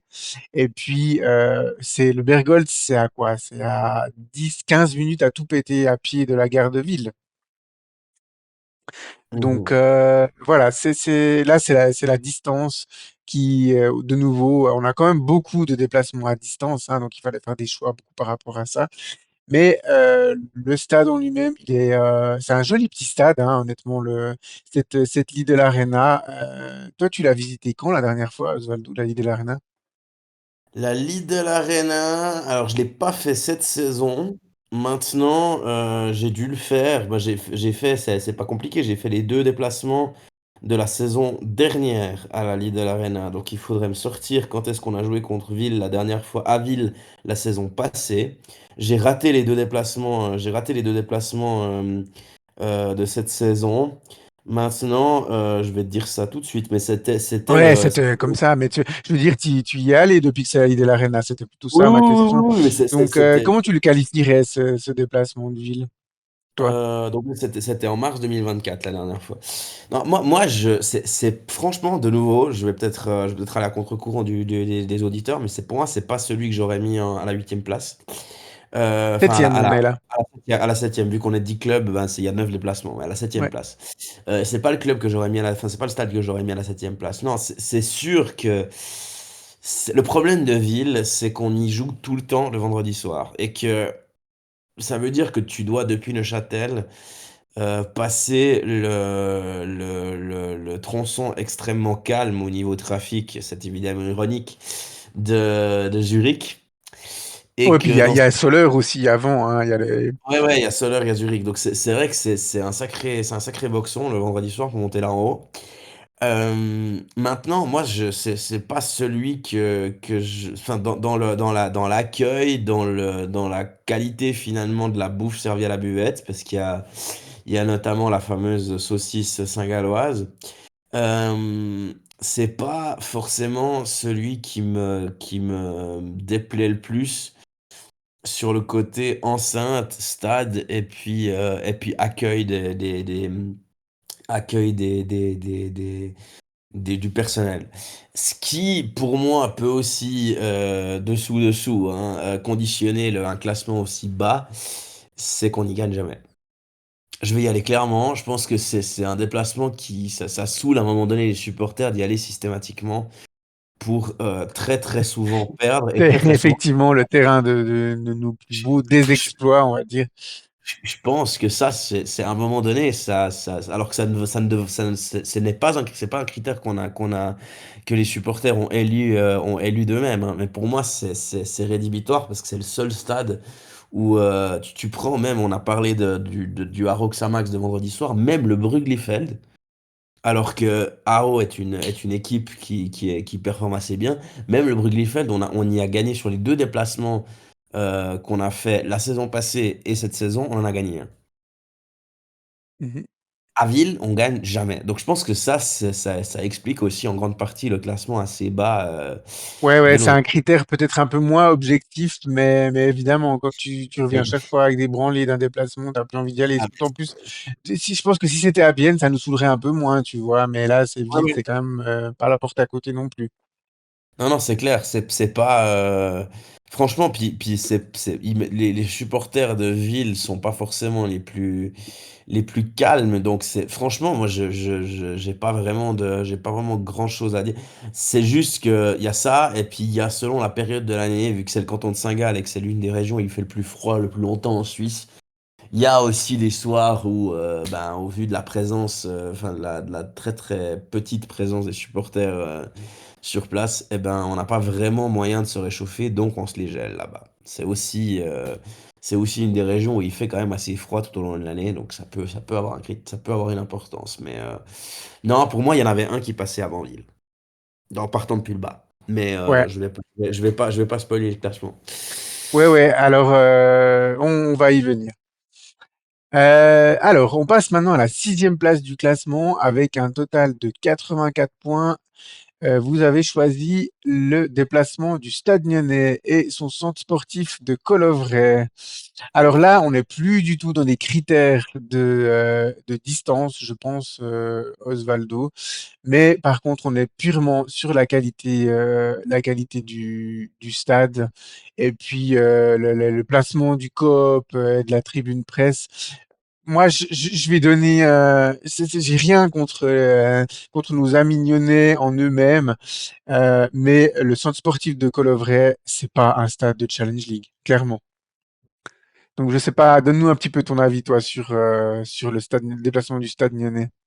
Alors, ce n'est pas un stade de Challenge League. Maintenant, moi, il y a quand même un petit truc. Finalement, le placement de la tribune de presse, on peut pas non plus se plaindre. Je veux dire, on est quand même assez bien placé. C'est pas Euh, confortable par contre, mais on est bien placé. on est Mais bien les placé. sièges, ils sont horribles. Moi, j'ai commenté un match cette saison à Nyon. C'était c'était l'UEFA Regions Cup, donc c'était une sélection vaudoise qui représentait la Suisse et qui jouait sa qualification pour le tour final de cette Regions Cup. Donc j'étais allé commenter le match décisif contre l'Irlande avec mes amis de Proxy Foot. Maintenant, j'ai connu effectivement le secteur visiteur, je l'ai fait à chaque fois. Parce que Nyon, depuis qu'ils sont remontés en Challenge League, j'ai fait le déplacement à chaque fois au stade de Colovray. Et à chaque fois, dans le cadre de Nyon-Xamax, j'étais dans le secteur visiteur. Moi, je dois vous avouer un truc. C'est que c'est pas. Cette proximité avec la pelouse, depuis là où on est placé, ne me déplaît pas. Et que dans le genre stade de Challenge League, qu'on pouvait se dire, ouais, bof, qu'est-ce que ça fait en Challenge League et qu'est-ce que c'est homologué pour la Challenge League, dans le genre équipe un petit peu de ce pédigré-là, je faisais beaucoup plus la tronche à l'époque quand il fallait que je monte au stade Souville à Beaume. Qu'au stade de Colovray. Moi, franchement, cette proximité avec la pelouse, et puis le fait de pouvoir finalement être assez proche des joueurs, de les entendre et de les avoir selon comment à 2 mètres quand ils débordent sur le côté où se trouve le secteur visiteur, moi, c'est pas un aspect qui me déplaît forcément, tu vois. Je suis On sent dans d'accord. ton commentaire que tu l'aurais peut-être mis un peu plus haut, le déplacement de Colovray, par rapport aux Ouais, autres. ouais. Parce que moi, pour moi, je répète, mais il y en a un qui passe avant, depuis le bas. Et qui, là, pour le coup, Oui, oui, je te vois venir, mais au on garde niveau un peu de accueil, au surprise. niveau tout ce qu'on veut, c'est pour moi, je suis désolé, ça passe avant Nyon. Et je pense que Nyon, ils font avec leurs moyens. C'est pas parce que j'ai un pote qui a été un pote de Proxy Foot qui a été speaker au stade et puis qui est maintenant qui a un boulot un peu plus. Je suis pas payé par mon pote nyonnais pour parler bien du stade nyonnais, hein, mes amis. Faut juste qu'on soit bien clair là-dessus. Mais franchement, de nouveau, je trouve qu'il y a bien pire. Mhm. Euh, Moi, dans le moi, genre. je l'avais mis de manière assez neutre aussi le stade lyonnais. La proximité compensait le fait que bon, le stade il est pas super accueillant et chaleureux. En plus, on se prend beaucoup les vents du lac quand il fait froid l'hiver Oui, là-bas. c'est vrai. Voilà. C'est Euh, pas une pelouse dégueulasse non plus. Enfin, je veux dire, non, ça va. franchement, À la cinquième place, du coup, avec 91 points, on retrouve Étoile Carouge et le déplacement de la Fontenette. Alors ouais, là, je pense que nos amis de Proxy Foot Genève ont peut-être influencé. On sait qu'ils nous suivent sur les réseaux, donc ils ont peut-être ouais, participé de ouais. manière peu objective, puisque Étoile Carouge a récolté quelques premières et deuxièmes places dans dans les choix. Très On sait qui honnêtement, on est en première ligne, hein. Hashtag David, hashtag ECFC, et puis. c'est ça. On dit que peut-être ça a été influencé par un ou deux électeurs. En soi, Peut-être, hein. le déplacement de Carouge, la pelouse de Carouge et le stade en lui-même, ben, il fait pas non plus très stade de Challenge League, hein. Les tribunes sont très petites. Alors la tribune presse, pardon, on est très bien placé, hein, Osvaldo, on peut témoigner, on y était ensemble pas plus tard qu'il y a 3 4 semaines en arrière. Mais voilà, c'est vraiment petit stade. Puis il n'y a pas une énorme ambiance. Enfin, il y a de l'ambiance parce que Carouge fonctionne bien. Mais si on imagine que Carouge faisait pas les bonnes perfs et que le stade était vide, bah, ça serait vraiment très, très, très austère comme stade. Donc, il y a bien pire pour moi, mais il y a bien mieux. Ton commentaire, Osvaldo. Moi, alors, tu parlais avant pour Lyon de confort de la tribune presse.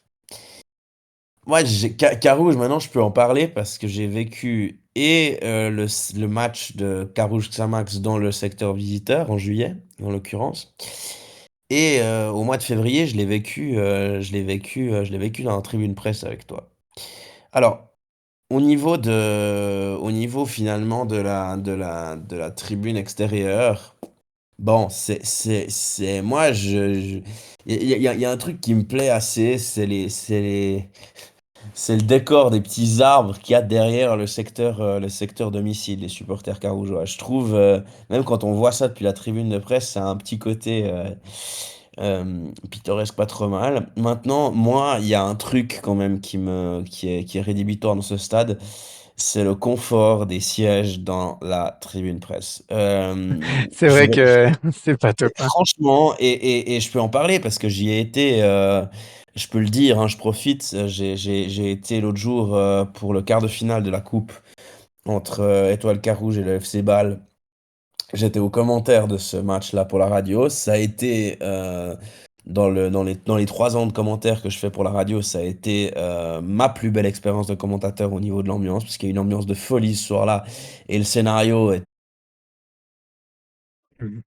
mais quand on tire le siège là-bas et la proximité qu'il y a entre le siège et puis la table, tu dois pratiquement te glisser comme une anguille pour pouvoir t'asseoir. Et ça, c'est franchement, c'est limite.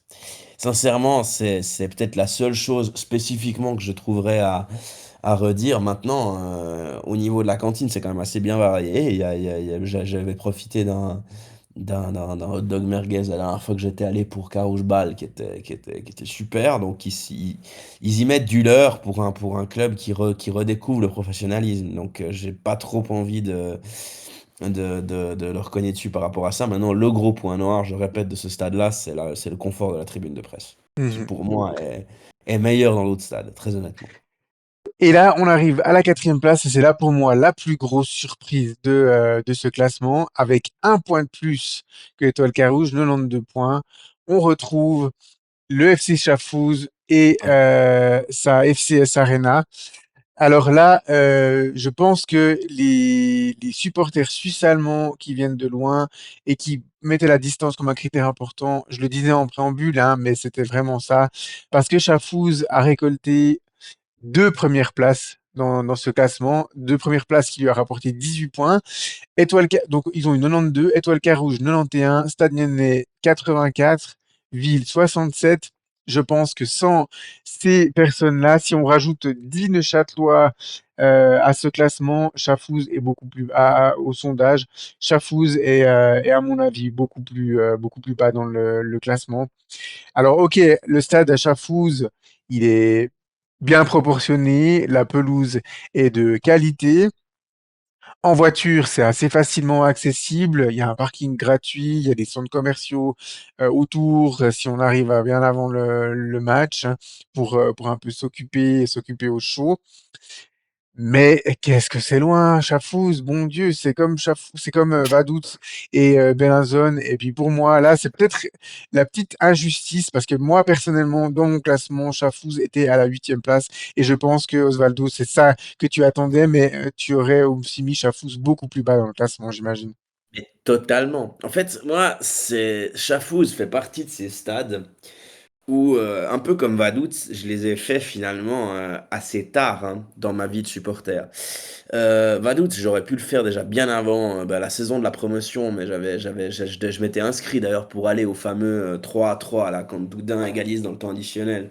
J'avais chopé la gastro de l'espace durant la semaine, et ça, c'est impossible d'y aller. Ça, c'est pour la petite parenthèse. Et Chafouz aussi, je l'ai fait la saison passée, parce que finalement, la saison passée, j'ai pas raté un déplacement de toute la saison de Challenge League. Donc je les ai tous faits, hein, du premier au dernier.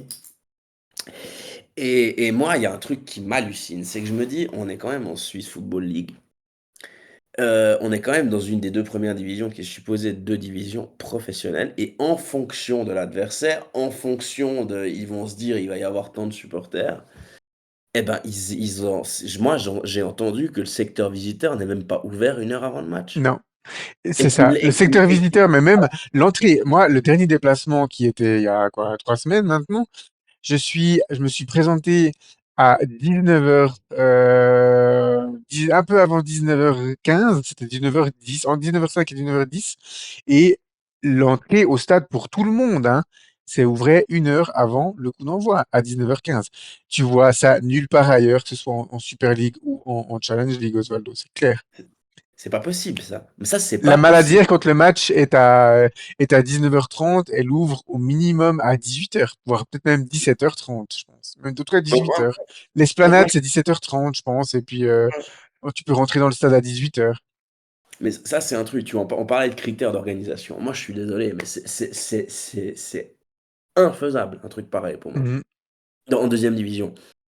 C'est un truc, et même, je te dirais que de ce point de vue-là, euh, c'est presque, et j'exagère un peu peut-être, hein, mais c'est presque un truc, c'est presque un critère number one qui devrait aller avant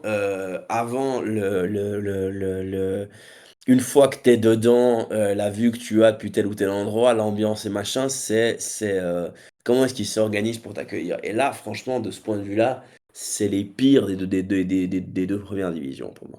Il y a, mhm, il y a, il y a, il y a pas de, il y a pas de discussion là-dessus.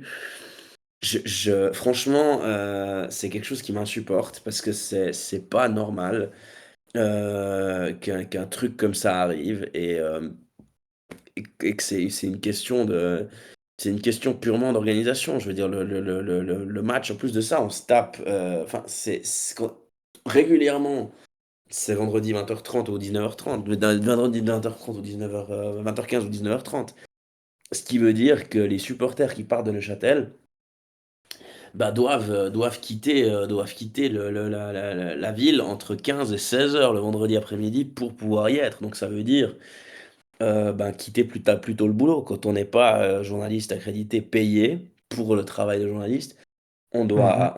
on doit bloquer une partie de l'après-midi pour faire ce déplacement-là. Totalement, et ça explique pourquoi ben voilà, c'est compliqué d'être à l'heure à Chafouz, hein. On va Ouais, pas du tout en vouloir aux ultras et mais, à mais l'organisation, bien au contraire, hein. Je pense qu'ils font tout ce qu'il faut pour bien organiser tout ça, mais c'est compliqué. Puis voilà, tu peux pas demander à tout le monde de quitter le boulot à 15 heures, quoi. Si des gens peuvent pas s'organiser aussi facilement, hein, dans leur travail. moi, si j'ai eu la chance de pouvoir le faire entre guillemets, c'est que j'ai eu la malchance pendant tout ce temps-là de ne pas avoir une activité professionnelle régulière, ce qui fait que j'avais le temps de m'organiser et que je pouvais m'organiser pour y Mhm. aller. Mais en habitant à Lausanne, ça c'est typiquement un truc, vendredi à 19h30, à moins d'être installé depuis 2 ou 3 ans dans une boîte et puis de pouvoir une fois de temps en temps pouvoir m'arranger avec mon patron pour prendre Ouais, l'après-midi. vu que tu poses une journée de vacances, quoi. T'as pas d'autre choix. Quand tu vois le calendrier apparaître, bah, tu te dis, patron, j'aimerais être en vacances ce jour-là, puis ça passe. Moi, je peux assez facilement m'organiser avec ma gestion d'heures supplémentaires. Donc, voilà, mon employeur est au courant de mon activité et puis ils sont assez flexibles par rapport à ça. Donc voilà, je m'organise aussi pour quitter en fonction du déplacement. Mais c'est vrai que ben voilà, alors j'ai pas voulu rentrer dans le stade à 17h30 non plus, mais enfin, t'arrives une bonne heure avant le coup d'envoi et tu te retrouves derrière les portes fermées, c'est juste pas possible. C'est juste pas possible. Donc voilà, petit coup de gueule, voilà, il le faut pour tous les goûts aussi, mais je pense que voilà, Sharptooth n'est objectivement pas à sa place, à la quatrième place. Mhm. Si on laisse le sondage ouvert un peu plus longtemps, on fait ce sondage au stade, auprès de personnes, je pense qu'il recule beaucoup au classement. Ah, je pense que si on fait un micro-trottoir à la Maladière, à mon avis, c'est pas la même, hein. Je Non, dis non, ça comme clairement pas. Clairement pas. Voilà, on arrive maintenant dans le top 3 et à la troisième place avec 97 points, donc que 5 points de plus que Chafouz. Donc Chafouz aurait vraiment pu faire le gros hold-up de ce ça. classement. Eh bien, on retrouve le déplacement de la Pontaise et du stade Lausanne-Ouchy. Donc, la Pontaise, alors bon, il y a un côté sentimental, et puis on repense aussi aux nombreux duels en Super League, ou à l'époque en LNA, entre Xamax et le Lausanne Sport. La Pontaise, j'ai envie de dire, c'est un déplacement qui est très polarisant, Osvaldo. Il est super agréable au mois de juillet et au mois de mai, mais au mois de novembre et au mois de janvier, il est juste horrible parce que la situation dans la plaine du Loup, les vents qui tourbillonnent peuvent donner un froid glacial et on a beaucoup, beaucoup moins de plaisir. Et puis, aussi, la même chose que Bellinzone, hein, finalement, il y a aussi cette piste d'athlétisme qui fait on est assez loin, hein, du terrain, qu'on soit dans les tribunes, dans le COP ou dans la tribune presse. On est assez loin de l'action, mais c'est un stade qui fleure quand même, qui sent quand même bon, la Super League. Et puis, même si on se les caille, je pense que c'est le stade où on a le plus froid en hiver par basse température. Eh bien, cette place sur le podium, elle est pas usurpée pour le déplacement de la Pontaise, Osvaldo. Alors toi, avant la distance, voilà, je pense que c'est le déplacement préféré pour toi, hein. C'est vraiment à 2 pas de chez toi. Tu peux venir en bus sans aucun problème. Mais voilà, ton avis un peu plus objectif sur le déplacement de la Pontaise. Alors, au-delà de la distance, parce que ça, c'est vrai que c'est le gros avantage quand on joue à Lausanne, c'est que finalement, je suis tout près et que c'est là où je suis le plus légitime à dire aux Pareil pour moi, supporters. en fait, du côté de la Gruyère, maintenant, je suis plus rapidement à la Pontaise que à la Maladière, hein, personnellement. Mmh. Mais c'est vrai que c'est le déplacement où, avec un peu de rigolade quand on joue à la Maladière le week-end d'avant, ben, je regarde toujours mes potes supporters avec le smile, puis je leur dis, bon, bah, les gars, je vous retrouve dans le secteur, quoi. Parce qu'ils savent où j'habite. Mm. Mais au-delà de ça, moi, je suis navré. Là, de nouveau, je vais partir à contre-courant. Mais pour moi, je vais reprendre une phrase du même journaliste sur Bellinzone Vaduz qui avait dit une fois avec la Pontaise, c'est que tu dis en juillet, ça va encore. Mais même quand il fait 30 degrés la journée, tu peux avoir froid à la Pontaise le soir. Alors, on n'imagine même pas, et moi d'ailleurs, bah, la dernière fois au mois de novembre, là où on avait joué un vendredi soir à Lausanne, c'était un enfer. Moi, Mhm. franchement, je te dirais que je remonte, enfin, je redescends assez bas hein, dans le classement que tu as fait, mais rien que par rapport à la température ambiante du stade et la piste d'athlétisme, bah là, je mets pour le coup les deux déplacements romans de Carouge et Nyon, je les mets devant Lausanne, pour moi. Parce que c'est juste un frigo, ce stade. C'est Ouais, pas possible autrement. Moi, en plus, ce côté que le stade Lausanne-Ouchy joue dans un stade qui est complètement disproportionné à par son rapport public. à son public, à sa capacité de spectateur. Moi, je vais faire le vieux con, là, sur ce coup-ci. Mais pas si vieux que ça, mais Mm. moi, je peux en parler parce que j'ai vécu du fait que j'ai connu dans un autre contexte l'entraîneur qui a fait la montée de deuxième ligue inter à Challenge League avec le Slow et qui est ensuite venu entraîner chez nous, Monsieur Binotto. J'ai suivi le Slow à Samaranch, Mm. au stade à Vidi, là, dans ces montées Aouchi, hein, qui est quand même dans le nom du club. Aouchi, à Vidi, à Vidi plus À précisément, mais vider. Aouchi qui est sur les installations du club. Moi, je suis désolé, je me rappelle quand j'avais entendu à l'époque, quand ils sont montés en Challenge League, c'est que le seul et unique problème, enfin le problème principal qui avait avancé la SFL pour ne pas faire jouer le slow à Vidi, c'était l'éclairage pour la télévision. Mais je m'excuse, moi, si ce n'est que l'éclairage, Tu changes des lampadaires. Mais pour c'est ça, le que stade, il est pas pire que en Colovray, un hein, été, vraiment. les gars. Moi, je comprends pas. Et derrière, enfin, dans un premier temps, tu les envoies à Nyon, donc tu les envoies presque plus proche de Mm. Genève enfin, tu les envoies plus proche de Genève que de Lausanne. C'était Donc ça, juste, ils c'est ont la joué même, un moment à Nyon, ouais. c'est la même chose que quand tu as envoyé les supporters du Mont, Ah t'as bon? envoyé leur équipe à Beaume, mais hallucinant pour moi. Puis ensuite, tu les embarques, enfin, tu les laisses année après année dans cette pontaise. Bon, c'est clair que moi, si, j'avais dit, si tu dois les faire jouer à Nyon, fais-les jouer à la pontaise. Mais même à la pontaise, pour moi, ça tue tout charme de ce truc-là. Et je suis désolé. Moi, je pense que les supporters neuchâtelois, les ultras neuchâtelois, à mon avis, seraient déjà bien plus contents de pouvoir venir à Samaranch qu'à la Pontaise, déjà. Je veux dire, même, Probablement. non, mais on regarde un petit peu, si on prend aussi, parce que le Slow, à l'époque où ils sont en Première Ligue et en Première Ligue Promotion, ils ont souvent accueilli des équipes de Super League en Coupe de Suisse, hein. Alors moi, j'avais été voir une année où Zurich perd en finale contre Bâle, j'étais allé les voir en 16e de finale, où ils passent 3-2 dans les 10 dernières minutes. J'avais été à la qualification historique en prolongation contre le FC Sion. Euh, et là, tu avais des supporters sédunois, des supporters zurichois qui venaient en masse à Vidi. Et au niveau de la sécurité, alors c'était l'espace d'un jour et qu'il fallait l'espace d'un jour déployer un cordon de sécurité en conséquence. Mais ça se passait très bien. Mhm. Il n'y a eu aucun problème. Et moi, de nouveau, c'est l'un des grands mystères, c'est que dans certaines autres zones du pays, même au Tessin, ben, tu prends le Riva 4 de Chiasso, qui aurait très certainement été à la dernière place si Chiasso était encore en Challenge League, Totalement. mais, mais qui pour moi n'a rien d'un stade de Challenge League non plus, et pourtant Chiasso a pu jouer dans son stade pendant toutes ces années, Mhm. sans qu'on leur dise rien. Et puis déjà, à Oslo, ben, on casse les pieds pour trois lampadaires, pour trois projecteurs, mais même si c'est qu'une question de lumière, je comprends pas pourquoi à l'époque les travaux n'ont pas été faits, parce que le slow gagnerait beaucoup de charme, je pense, à retourner jouer en Challenge League dans son stade Saint-Maranch, parce que Probablement. c'est bien plus accueillant, c'est bien plus sympa au bord du lac, et, Mhm. et à la Pontaise, ça tue une grande partie du mythe.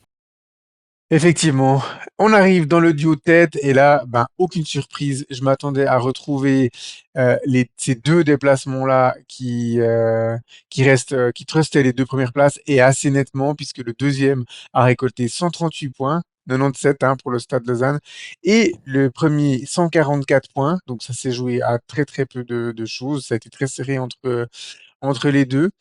Mais à la deuxième place, vous avez choisi le Bruglifeld et le FC Haro, le déplacement de Haro. Donc, bah, c'était le déplacement le plus récent. Le Bruglifeld, alors c'est pas un stade de tout neuf et tout récent, et puis je pense qu'il gagnerait aussi beaucoup à un peu le rénover, mais c'est un déplacement qui a beaucoup de charme, Osvaldo. La situation du terrain, le placement des ultras de Xamax, mais aussi des ultras argoviens, hein, c'est un des rares stades où les ultras ne sont pas derrière un but, ils sont sur une tribune latérale. Et puis, le déplacement est pas très loin depuis Neuchâtel, mais même pour les Suisses allemands, ben, nos fans suisses allemands, ils sont à Rho, c'est assez bien centré. Et puis, la buvette, le fameux FCA Spiess, là, comment ils appellent. Ouais, c'est ça, le FCA Spiess, ce morceau de porc avec le ballon de pain au-dessus. Tu l'as déjà goûté, Osvaldo, ce truc? J'ai déjà goûté, c'est vraiment très Ouais, bon, ouais. ouais. C'est hyper bon et c'est la meilleure nourriture. C'est même meilleur qu'à la maladière, hein, j'ai pas peur de le dire, ce morceau-là. Donc voilà, et puis c'est un stade un peu ancien, certes, mais c'est un stade qui fleure quand même bon, les ambiances de Super League. Donc voilà, j'ai pas été surpris du tout que le FC Haro truste les premières places. Je m'attendais peut-être même à les voir à la première place. Ton commentaire sur le déplacement d'Haro, Osvaldo? Alors moi, je peux le dire maintenant, puisqu'il n'y a plus tellement de suspense. Pour moi, c'est le premier, mais parce qu'il y a, il y a, il y a, il y a une raison supplémentaire à ça qui fait que pour moi, c'est un souvenir indélébile. Et je pense que non, mais je pense pas que je vais revivre des déplacements à une fréquence, là, dans les prochaines années, si les choses doivent bien se dérouler avec, pour moi, dans les prochains jours, hein, au niveau professionnel, je ne pense pas que je vais retrouver une fréquence de déplacement comme j'ai pu avoir avec les supporters ces dernières années. Donc je pense que ça va rester à vie un souvenir indélébile. Et ce souvenir indélébile, c'est le 2 juin 2019. Donc, par rapport à ça, il y a évidemment la qualité de la buvette, il y a évidemment la proximité même par Ouais, rapport à ouais, moi Lausanne. j'essaie toujours de m'éloigner un petit peu des émotions, hein. C'est pour ça que j'ai pas fait mention du barrage, mais je savais que tu allais le faire. Ouais, ouais, ouais, mais quand tu as été au stade, quand tu étais au stade ce jour-là et quand tu étais dans la tribune, c'est quelque chose que tu ne peux pas oublier. Mais c'est Clairement. vrai que c'est vrai que si tu prends plusieurs aspects, il y a le, il y a la, il y a la, il y a la distance de Neuchâtel. Moi, j'ai des amis euh, qui voulaient aller en train à la base vendredi soir, qui se sont ravisés parce qu'ils voulaient être les trois, puis finalement il y en a un troisième qui a annulé à la dernière minute. Mais j'ai regardé Neuchâtel Haro en train actuellement avec les nouveaux horaires, c'est 1h07 de trajet, en direct, hein, en train Mhm. direct. Donc t'as même pas de changement à Holton ou je sais pas trop où. Lausanne, ça doit être une petite demi-heure de trois quarts d'heure de plus. Je pense qu'il y a pas grand chose. Ouais, non, c'est 1 heure de plus, mais c'est 2 heures en train direct. Donc c'est rien, c'est pas grand-chose, franchement. Maintenant, il y a un seul truc que je mets un petit peu dans la balance un peu négative du Brugelifel, c'est le prix du billet d'entrée quand même. Parce que c'est l'une des entrées de stade les plus chères de Challenge League. Je crois que c'est 25 francs, sauf Ouais, erreur. alors j'ai pas du tout analysé les prix d'entrée, mais Mais ça, c'est peut-être le seul bémol que je mets. Mais sinon, c'est vrai que au début, j'avais un peu de la peine avec ce côté champêtre et tout. Puis finalement, avec le temps, c'est un stade pour moi qui a gagné énormément de charme. Et puis, il y a ce souvenir indélébile qui pour moi, enfin, je sais de manière assez sûre que je ne vais plus jamais revivre un match comme ça au stade et un déplacement, surtout un match à l'extérieur comme ça au stade. Donc pour moi, le Brugelifeld passe avant le stade. Donc non, je sais déjà, il y a un seul stade que tu n'as pas mentionné, ça passe devant le premier du classement des supporters. mhm. Le premier du classement, bah, vous l'aurez compris, c'est évidemment la Stockholm Arena de Thun qui a récolté 144 points. Alors, d'un point de vue purement mathématique, Osvaldo, on va être clair, le Brugelifeld a récolté beaucoup plus de premières places. Il en a récolté, si je ne m'abuse, 7. Et puis Thun, on a récolté seulement 6. Ouais, ouais, donc Beaucoup non, plus même si faut pas, dire la... même pas, 5 premières places. Ouais, Donc, ouais. mais par contre, ce qui a fait la différence, c'est les deux premières places. C'est-à-dire que les gens qui ont voté Haro à la première place ont systématiquement voté Thun à la deuxième place. Mais vraiment, tous les gens ont fait ça. Ceux qui ont fait Haro Mhm. ont voté Thun derrière. Et puis, il y a des gens qui ont mis Haro à la quatrième place du classement. Pas beaucoup, hein, mais quelques-uns quand même. Alors que Thun n'a récolté que des premières, deuxièmes ou troisièmes places. Mhm. C'est le seul stade qui n'a pas récolté de voix à la quatrième place ou en dessous. Alors, tu l'as dit, tu aurais mis le Brugelifeld en dessous, mais ça n'enlève en rien. À mon avis, les qualités du déplacement de la Stockholm Arena de Thun, Osvaldo, c'est un très beau déplacement à Thun. Alors, C'est génial. t'allais surtout en voiture, hein, parce que c'est à la sortie de l'autoroute. En train, c'est un peu plus compliqué. Il faut prendre encore un bus parce qu'à pied, c'est quand même un poil loin vis-à-vis de la gare. Mais il y a le centre commercial à côté. Si le match a lieu le samedi à 18h, tu peux venir un peu flâner dans le centre commercial avant. On a beaucoup joué le samedi à 18h, hein, à Thun, c'est pour ça que je le mentionne. Et puis, à l'intérieur de la Stockholm Arena, la vue, elle est parfaite, qu'on soit dans le COP, qu'on soit dans une tribune latérale, qu'on soit dans la tribune presse. On a une vue sur les Alpes bernoises les jours où il fait beau, c'est juste magnifique. Et puis, c'est pas un coin ventu, donc en termes de température, même pendant l'hiver, l'intérieur de la Stockholm Arena est relativement agréable. Alors, on pourra discuter longtemps, est-ce que tout mérite la première place par rapport à Raw, voilà. Mais le duo de tête, la place de Toon dans le duo de tête des stades de Challenge League pour cette saison, elle se discute pas du tout, hein, Osvaldo. Non, non, non, elle est assez logique. Moi, j'aime effectivement aussi beaucoup, beaucoup ce stade. Parce que finalement, c'est le seul qu'on peut, ouais, avec Chafouz au niveau de la modernité, qu'on peut qualifier de moderne. Mais pour moi, le problème, je l'ai dit avec Chafouz, l'accueil nique tout. Donc on va dire que ouais, au niveau architectural, franchement, c'est l'un des plus, enfin, c'est le plus beau qu'on a en Challenge League. avec la Maladière, évidemment. Ouais, Mais, alors j'allais y venir, ça serait un peu la question bonus après coup. Finis par parler de Toon et après on parle de la question bonus. mais non, enfin, la Stockhorn Arena, moi, c'est toujours un déplacement que je suis content de pouvoir faire. Et d'ailleurs, j'ai booké, enfin, j'ai bloqué la date sauf erreur, du 28 mars, hein, puisque c'est la date du prochain déplacement à Thun, le dernier Non, vendredi de mars. non, non, Toon, là ils viennent à la Maladière si je me trompe pas, le 28 mars. Alors moi, j'avais noté la Stockhorn et c'est pour ça que je m'étais arrangé pour aller là-bas. Mais c'est pas grave. Mais tout ça On pour va dire que vérifier ça. Continue à parler, je vérifie cette info. mais c'est vrai que c'est un déplacement, c'est un déplacement que j'aime toujours bien faire ouais, le 28 mars, c'est bien à Thun, 20h15.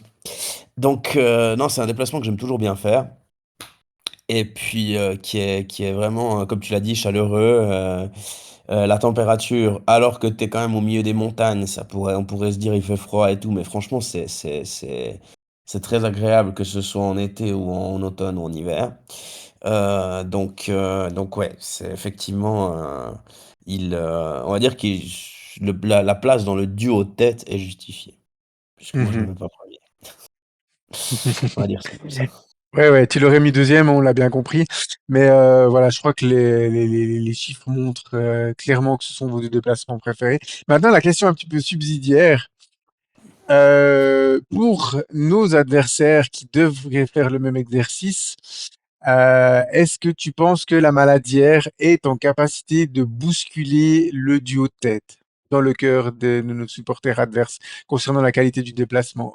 En toute objectivité, si on avait fait un top 10, qu'on avait inclus la Maladière, t'es un supporter de Servette, par exemple, ou de Sion, ou de Grasshopper, ou du FC Bâle, qui devait analyser les stats de Challenge League, où aurais-tu mis la Maladière, Osvaldo? On enlève le fait que c'est chez nous, Neuchâtel, c'est notre stade, c'est notre lieu de pèlerinage, voilà, mais si on prend vraiment des critères 100% objectifs, tu mets où la Maladière? Alors, tu m'as dit si tu étais un supporter de Sion, de Servette ou de Bâle ou de Getse. Pour moi, ça dépend dans la peau de quel supporter je me mets. Non, mais voilà, mais Ah, mais ça dépend, il faut. ça Mais dépend oui, vraiment. totalement, totalement, hein. Je pense que Parce que, peut-être.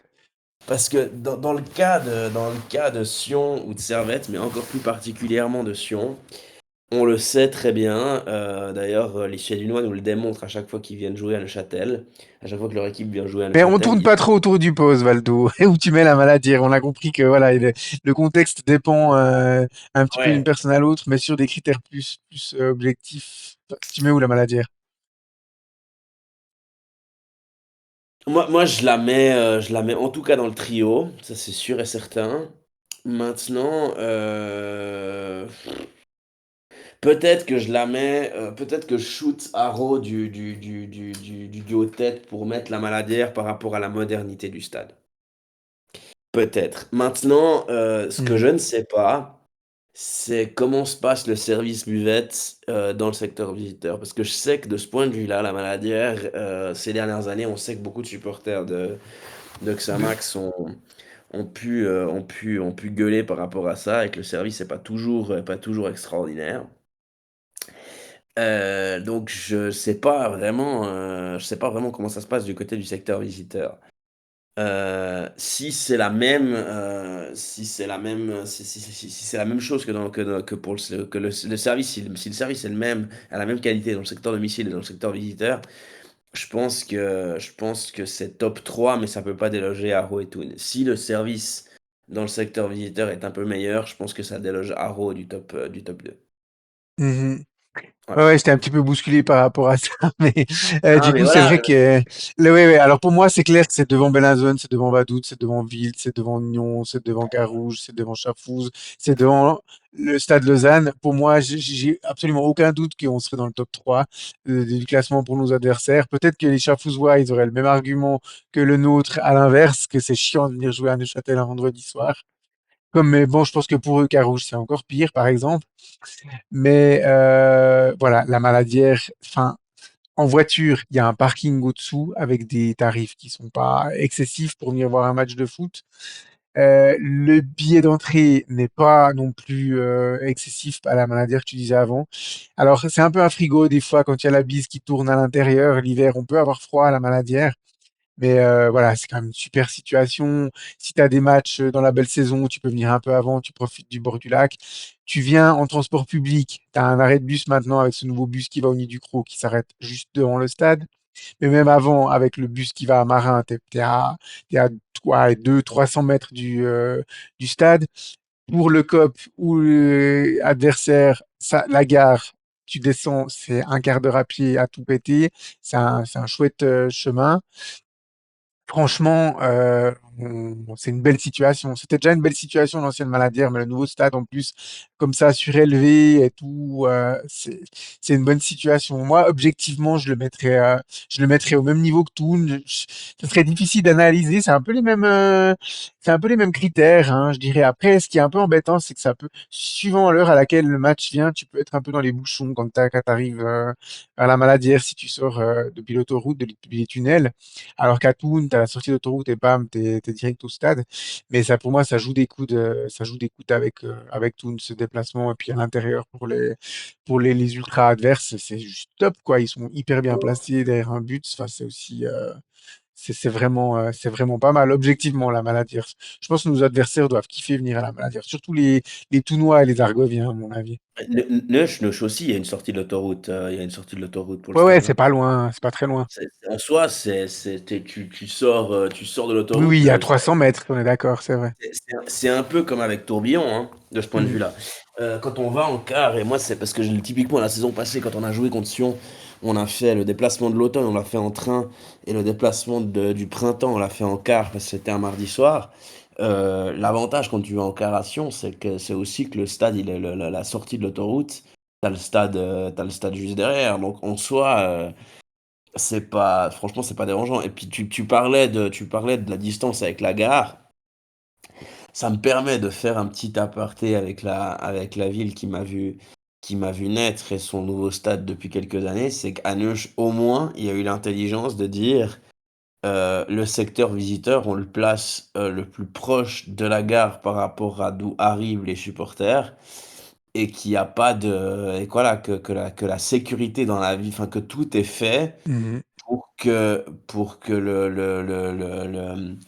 le cortège adverse puisse se faire en toute sécurité sans risquer, enfin, en limitant finalement le risque d'affrontement. Et ça, c'est quand même quelque chose et ça bloque pas, sincèrement, contrairement à ce que m'a dit un pote l'autre jour, je sais plus qui c'était, qui m'a dit, ouais, mais à Neuch aussi, ça bloque une quantité. Franchement, le trajet que les supporters adverses ont à faire depuis la gare, ça bloque pas les transports publics pendant 3 heures avant et 3 heures après le match, hein.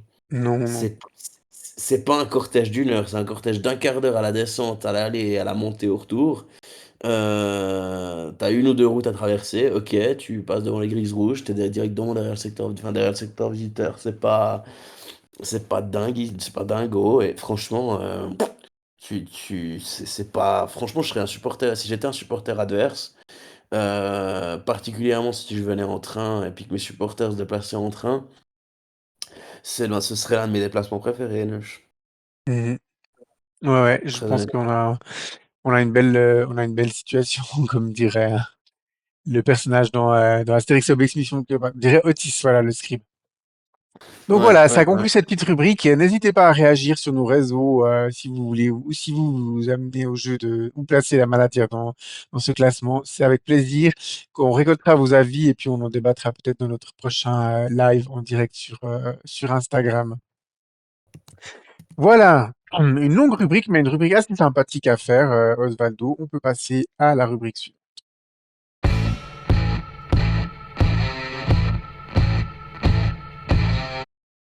La suite, c'est la préparation de notre prochain match.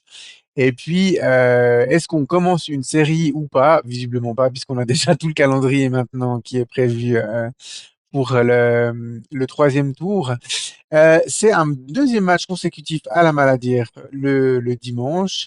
Et puis, à cette occasion, on recevra le Stade Lyonnais pour un derby Tu le disais avant, qui aura son importance. On attendra plus de notre équipe que contre ce match contre le leader. Alors, avant de te céder la parole, je fais toujours un petit peu les petites statistiques. Osvaldo, donc le Stade Lyonnais est neuvième au classement avec 23 points. Neuvième, c'est aussi leur classement en tant qu'équipe à l'extérieur. Ils ont récolté seulement 10 points sur 12 déplacements, 2 victoires et 4 nuls. Avec 32 buts marqués, ça fait de la septième attaque du championnat. Et avec 51 buts pris, ils sont de peu derrière nous, la dernière défense, la moins bonne défense du championnat. Au niveau de la trend, ils restent sur une défaite, un nul, une victoire et deux défaites. Leur meilleur joueur, alors il y en a clairement un qui sort du lot et il faudra le surveiller comme l'huile sur le feu aussi. C'est Elias Pache qui a déjà marqué 11 buts et délivré 2 passes décisives. Derrière lui, on va pas dire que c'est le néant, hein, loin pas, mais les statistiques sont beaucoup moins flatteuses. On a Thiago Escorza qui a mis 1 but et 5 passes décisives, Momodou Jaité 4 buts et Franck Corré 2 buts, 2 passes décisives. Et puis, voilà, les blessés, il y en aura deux. Un, on le sait déjà depuis longtemps, c'est l'ancien Xamaxien Adriano De Piero. Alors, j'ai eu l'occasion d'avoir un petit peu de ses nouvelles via quelqu'un de la presse la semaine passée. Il va beaucoup mieux, Adriano. Alors, il parle peut-être d'un retour sur les terrains pour le quatrième tour. Moi, je m'attendais à ce qu'il soit vraiment out pour la saison complète. Donc, voilà, de bonnes nouvelles en provenance de Nyon pour Adriano De Piero. Et puis Diomandé qui sera aussi probablement absent la semaine prochaine. Le Stade Lyonnais n'aura aucun joueur suspendu puisque les joueurs sur la menace lors du dernier match n'ont pas pris d'avertissement et il n'y a pas eu de carton rouge non plus. Chez nous, pas de changement au niveau des statistiques. Demassa est toujours 8 buts, 7 passes décisives. Toiti, 3 buts, 5 passes décisives. Onyekachi, 4 buts, 2 passes. Et Cabral, 4 buts, une passe décisive. Quelques nouvelles de nos blessés. Michael Gonçalves, sa rééducation se passe bien. Il n'a pas encore repris tout l'entraînement avec l'équipe, donc on va probablement pas le revoir. Enfin, on le reverra au mieux après la trêve du mois de mars, mais peut-être plus probablement début avril. Koro Koné, malheureusement, sa déchirure musculaire n'évolue pas comme lui le souhaiterait et le staff. Donc là, c'est sûr, Koro Koné, on ne le reverra pas sur le terrain avant la trêve internationale du mois de... Enfin, la trêve, je sais même pas si c'est international, mais en tout cas, une trêve au mois de mars, autour du 22-23 mars. Et puis Ismaël Sidibé, en fait, Ismaël Sidibé a traîné 2 blessures. Quand il était rétabli de son état un peu à la grippale ou autre, il s'est légèrement blessé, il a rechuté. Donc c'est pour ça qu'il était à chaque fois annoncé sur le retour, mais en fait pas. Donc voilà, on préfère pas trop s'avancer. On nous a dit normalement il sera à disposition du coach pour le prochain match, mais voilà, j'ai l'impression qu'on nous dit déjà ça depuis 3 matchs. Donc à voir ce qu'il adviendra d'Ismaël Sidibé. Liridon Moulay aura purgé son match de suspension. Aucun joueur non plus de Xamax sous la menace n'a été averti au Broglifeld. Donc, il n'y aura aucun joueur suspendu. Voilà pour les statistiques. Osvaldo, ce match contre le Stade Lyonnais, alors, premièrement, tu le vivras dans un contexte un petit peu particulier pour toi. Tu peux nous en parler en même temps que tes attentes par rapport au match, Osvaldo? Oui, alors d'abord les attentes par rapport au match, parce que c'est quand même ce qui Ouais, intéresse un peu plus les supporters en premier lieu. tout nous intéresse. Euh, oui, mais bon, quand même. Donc oui, non, les attentes, effectivement, bah, il y a beaucoup plus d'attentes, il y a beaucoup plus d'attentes naturelles au point de vue du résultat contre Nyon, en accueillant Nyon à la Manadière, qu'en se déplaçant à Haro. Surtout que voilà, le sauvetage n'est pas encore mathématique, même si enfin, je veux dire, on peut logiquement penser que peut-être que les débords de Chafouz ne sont pas terminés et que ça pourrait encore plus nous aider pour valider mathématiquement le maintien, mais ça reste une équipe qui est à 7 points derrière nous aujourd'hui. Donc, qui en cas de succès chez nous, dans le pire des cas, reviendrait à 4 points avec 10 matchs à jouer. Donc, moi, c'est pas si simple ce genre de match-là. C'est victoire et rien d'autre. Pour mettre un peu de distance sur Nyon, pour un petit peu garder une distance, on va dire, raisonnable sur la barre. Et puis, pour pas trop douter, après finalement une défaite qui a interrompu qui a interrompu une série positive se faire de 3 matchs sans défaite, hein, si je dis pas de bêtises, quand on a perdu au Wrigley le vendredi. Donc Mhm. voilà, c'est une autre adversité. Donc, par essence, par, euh, par extension, ben, on en attend beaucoup plus au niveau du résultat et possiblement aussi de la manière. Même si le mot manière, je ne veux pas tellement le prononcer parce qu'on attendait les deux contre Bellinzone et on a eu droit au match nul. Pour ce qui est du contexte, effectivement, alors toi, Mirko, il t'est arrivé ces derniers temps à quelques reprises d'être consultant pour RTN pour les matchs de À deux Xamax. Moi, reprises, oui. à deux reprises, voilà. Moi, ce que je vais faire ce dimanche, c'est que avec une radio qui m'a fait découvrir le commentaire sportif il y a maintenant bientôt 3 ans, ça va faire 3 ans dans 3 jours que j'ai commenté mon premier match. Il s'agit de Global Sport, donc je serai en direct de la Maladière aux commentaires du match. Je vais samedi soir à Saint-Gall pour Saint-Gall-Lausanne, pour ceux qui veulent se brancher déjà samedi soir à 18h. Et puis dimanche, il y aura le contre-coup au niveau de l'ambiance de la Maladière, parce que je pense qu'il y aura quand même un peu moins de monde. Et je serai en direct dès 14h15 avec Johan Colo, qui est un habitué de la région de Châteloise pour ce qui est de Global Sport. Et nous allons commenter ensemble ce derby roman. Pour la petite histoire, c'est lui qui m'avait permis d'avoir le contact décisif sur le canton de Vaud, qui m'avait permis d'intégrer cette radio. Et je lui avais dit, il faut absolument qu'on fasse un match ensemble. On a trouvé une date et ce sera le 16 mars, que ça marque Lignon dès 14h15. Et ben voilà, une belle expérience pour toi. Ce sera, si je me m'abuse, la première fois que tu vas commenter Xamax, hein. Deuxième Deuxième fois, fois. puisque ça avait été la première fois, ça avait été ben, quelques semaines après mes débuts, sauf erreur, mois de mai déjà 2022, lors d'un Xamax Yverdon, Ok. avec un score final de un partout, où il y avait ben, Andrea Binotto, coach de Xamax, et Uli Forte, coach d'Yverdon à l'époque.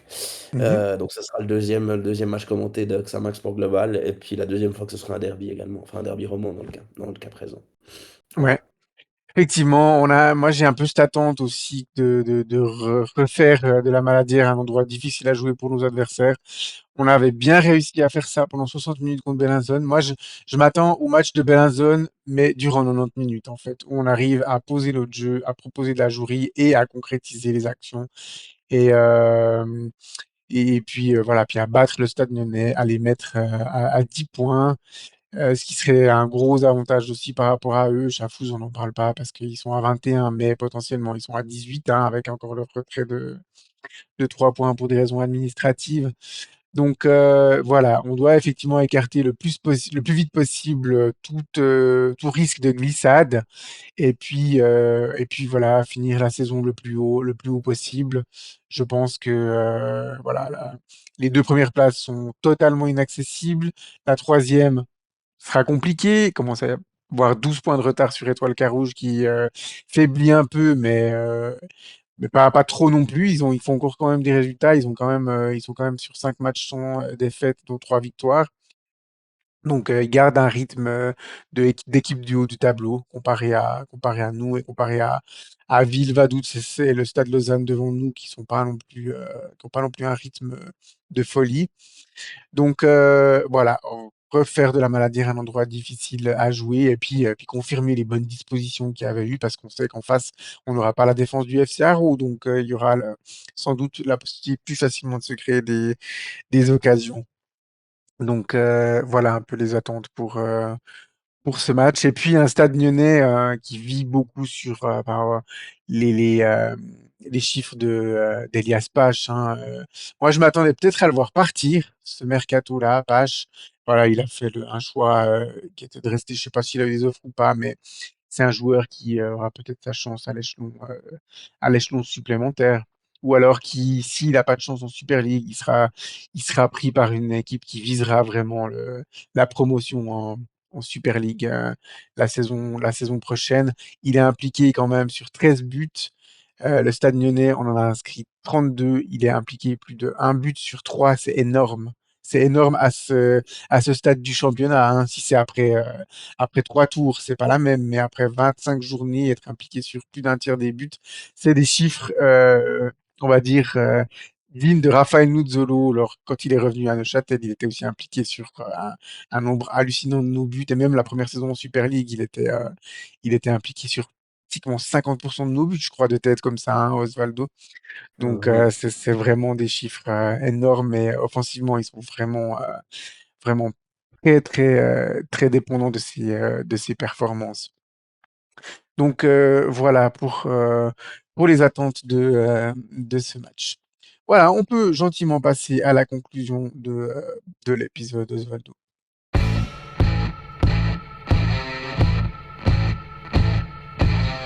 Alors, à la conclusion de cet épisode, eh ben, c'est un peu dans la continuité de ce qu'on vous disait. Donc, Osvaldo, tu l'as dit, hein, tu vas commenter ce match à la radio pour Global Sport, mais Xamcast ne va pas rester les bras croisés pour ce match contre le Stade Lyonnais.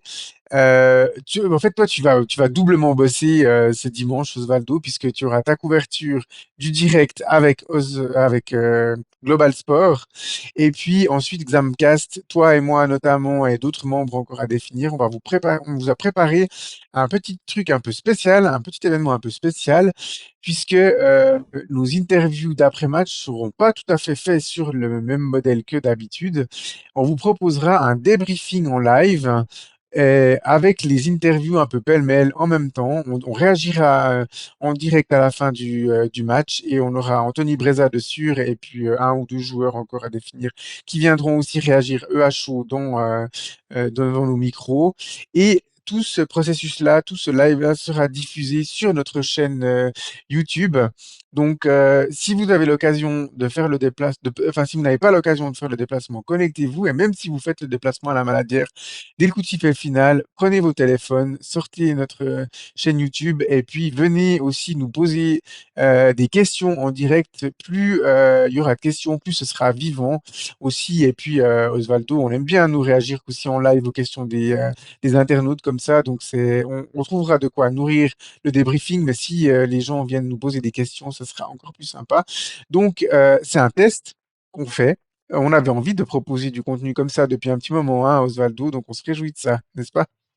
Tout à fait, tout à fait. On est tout à fait content quand on peut innover, quand on peut proposer du nouveau contenu. Moi, j'ai été, finalement, c'était quelque chose, je peux trahir le secret, c'est moi qui avais parlé en premier lieu de ces lives YouTube, aussi par rapport à ben, notre passage à la télévision, toi et moi, Mirko. Je pense Oui. que l'expérience avec Canal Alpha m'a fait un petit peu ouvrir la boîte à idées de ce point de vue-là. Et je suis très content qu'on puisse le faire déjà dimanche prochain. Ouais. Ouais, c'est ça. Donc c'est un test. Alors évidemment que le live après, pourquoi on a choisi YouTube, c'est parce que ça permettra plus facilement de mettre la vidéo sur notre chaîne YouTube qui contient d'habitude nos interviews. Et puis parce que ça nous permet aussi de diffuser peut-être dans un format un petit peu plus en largeur par rapport à Instagram qui permet surtout de diffuser dans un mode portrait. Donc voilà, c'est aussi un choix technique de diffuser sur YouTube. Mais après, de nos jours, les gens qui se connectent sur Instagram, TikTok ou YouTube pour suivre un live, ils ont l'habitude. Mais on espère que on aura un bel afflux et on vous refera des publications même peu de temps avant le match, peut-être juste à la fin du match aussi, parce que ben voilà, on trouverait chouette vraiment que les gens restent encore peut-être un moment. Dans le stade à la fin pour interagir directement avec nous. Alors peut-être pas les milliers de personnes qui seront là-bas, mais même s'il y a que 10 personnes qui restent et qui interagissent directement, eh bien voilà, nous ça nous ferait énormément plaisir. Donc voilà. Puis en plus c'est du contenu qui nous a été demandé par quelques personnes qui nous suivent en disant voilà faites plus de choses en direct, ça facilite le contact avec la communauté. Donc voilà, on est aussi très sensible à ce que vous pouvez nous dire dans les critiques qui sont toujours constructives, hein, on tient à le préciser, on n'a jamais reçu des critiques vraiment purement négatives sur Glamcast. Donc voilà, mais aussi dans les propositions d'amélioration. Donc voilà, on se réjouit de vous proposer ça. Alors, ça ne change rien au fait qu'on vous proposera quand même un débriefing complet dans un épisode qui de nouveau sortira le lundi. Ne vous connectez pas le dimanche soir, il n'y aura pas d'épisode diffusé. Et puis, c'est sûr qu'on dira peut-être pas forcément les mêmes choses dans un live sur YouTube au bord du terrain à la fin du match, parce que ce live, il n'aura pas lieu une demi-heure après la fin du match. Il aura vraiment lieu quasiment dans l'enchaînement du coup de sifflet final. Et puis, on apportera peut-être des analyses un tout petit peu plus poussées, comme on le fait d'habitude quand on a eu l'occasion de revoir les highlights à la télévision. À chaud, on n'arrivera pas. C'est un match qui ne sera pas diffusé à la télé, donc on ne pourra pas non plus forcément tout le temps bien réagir comme on le fait dans un débriefing, ne serait-ce que 24 heures après. Donc voilà, on se réjouit beaucoup de cette expérience. Connectez-vous nombreux, ça nous ferait énormément plaisir. Voilà, c'est la seule chose que j'avais à dire. Merci à vous, chers auditeurs, comme chaque semaine, pour être toujours aussi nombreux à nous écouter. Et puis, ben, comme d'habitude aussi, merci à toi, Osvaldo. Et puis, Merci à toi. bonne semaine à tous. Et puis, à la semaine prochaine. Bye bye. Bye bye.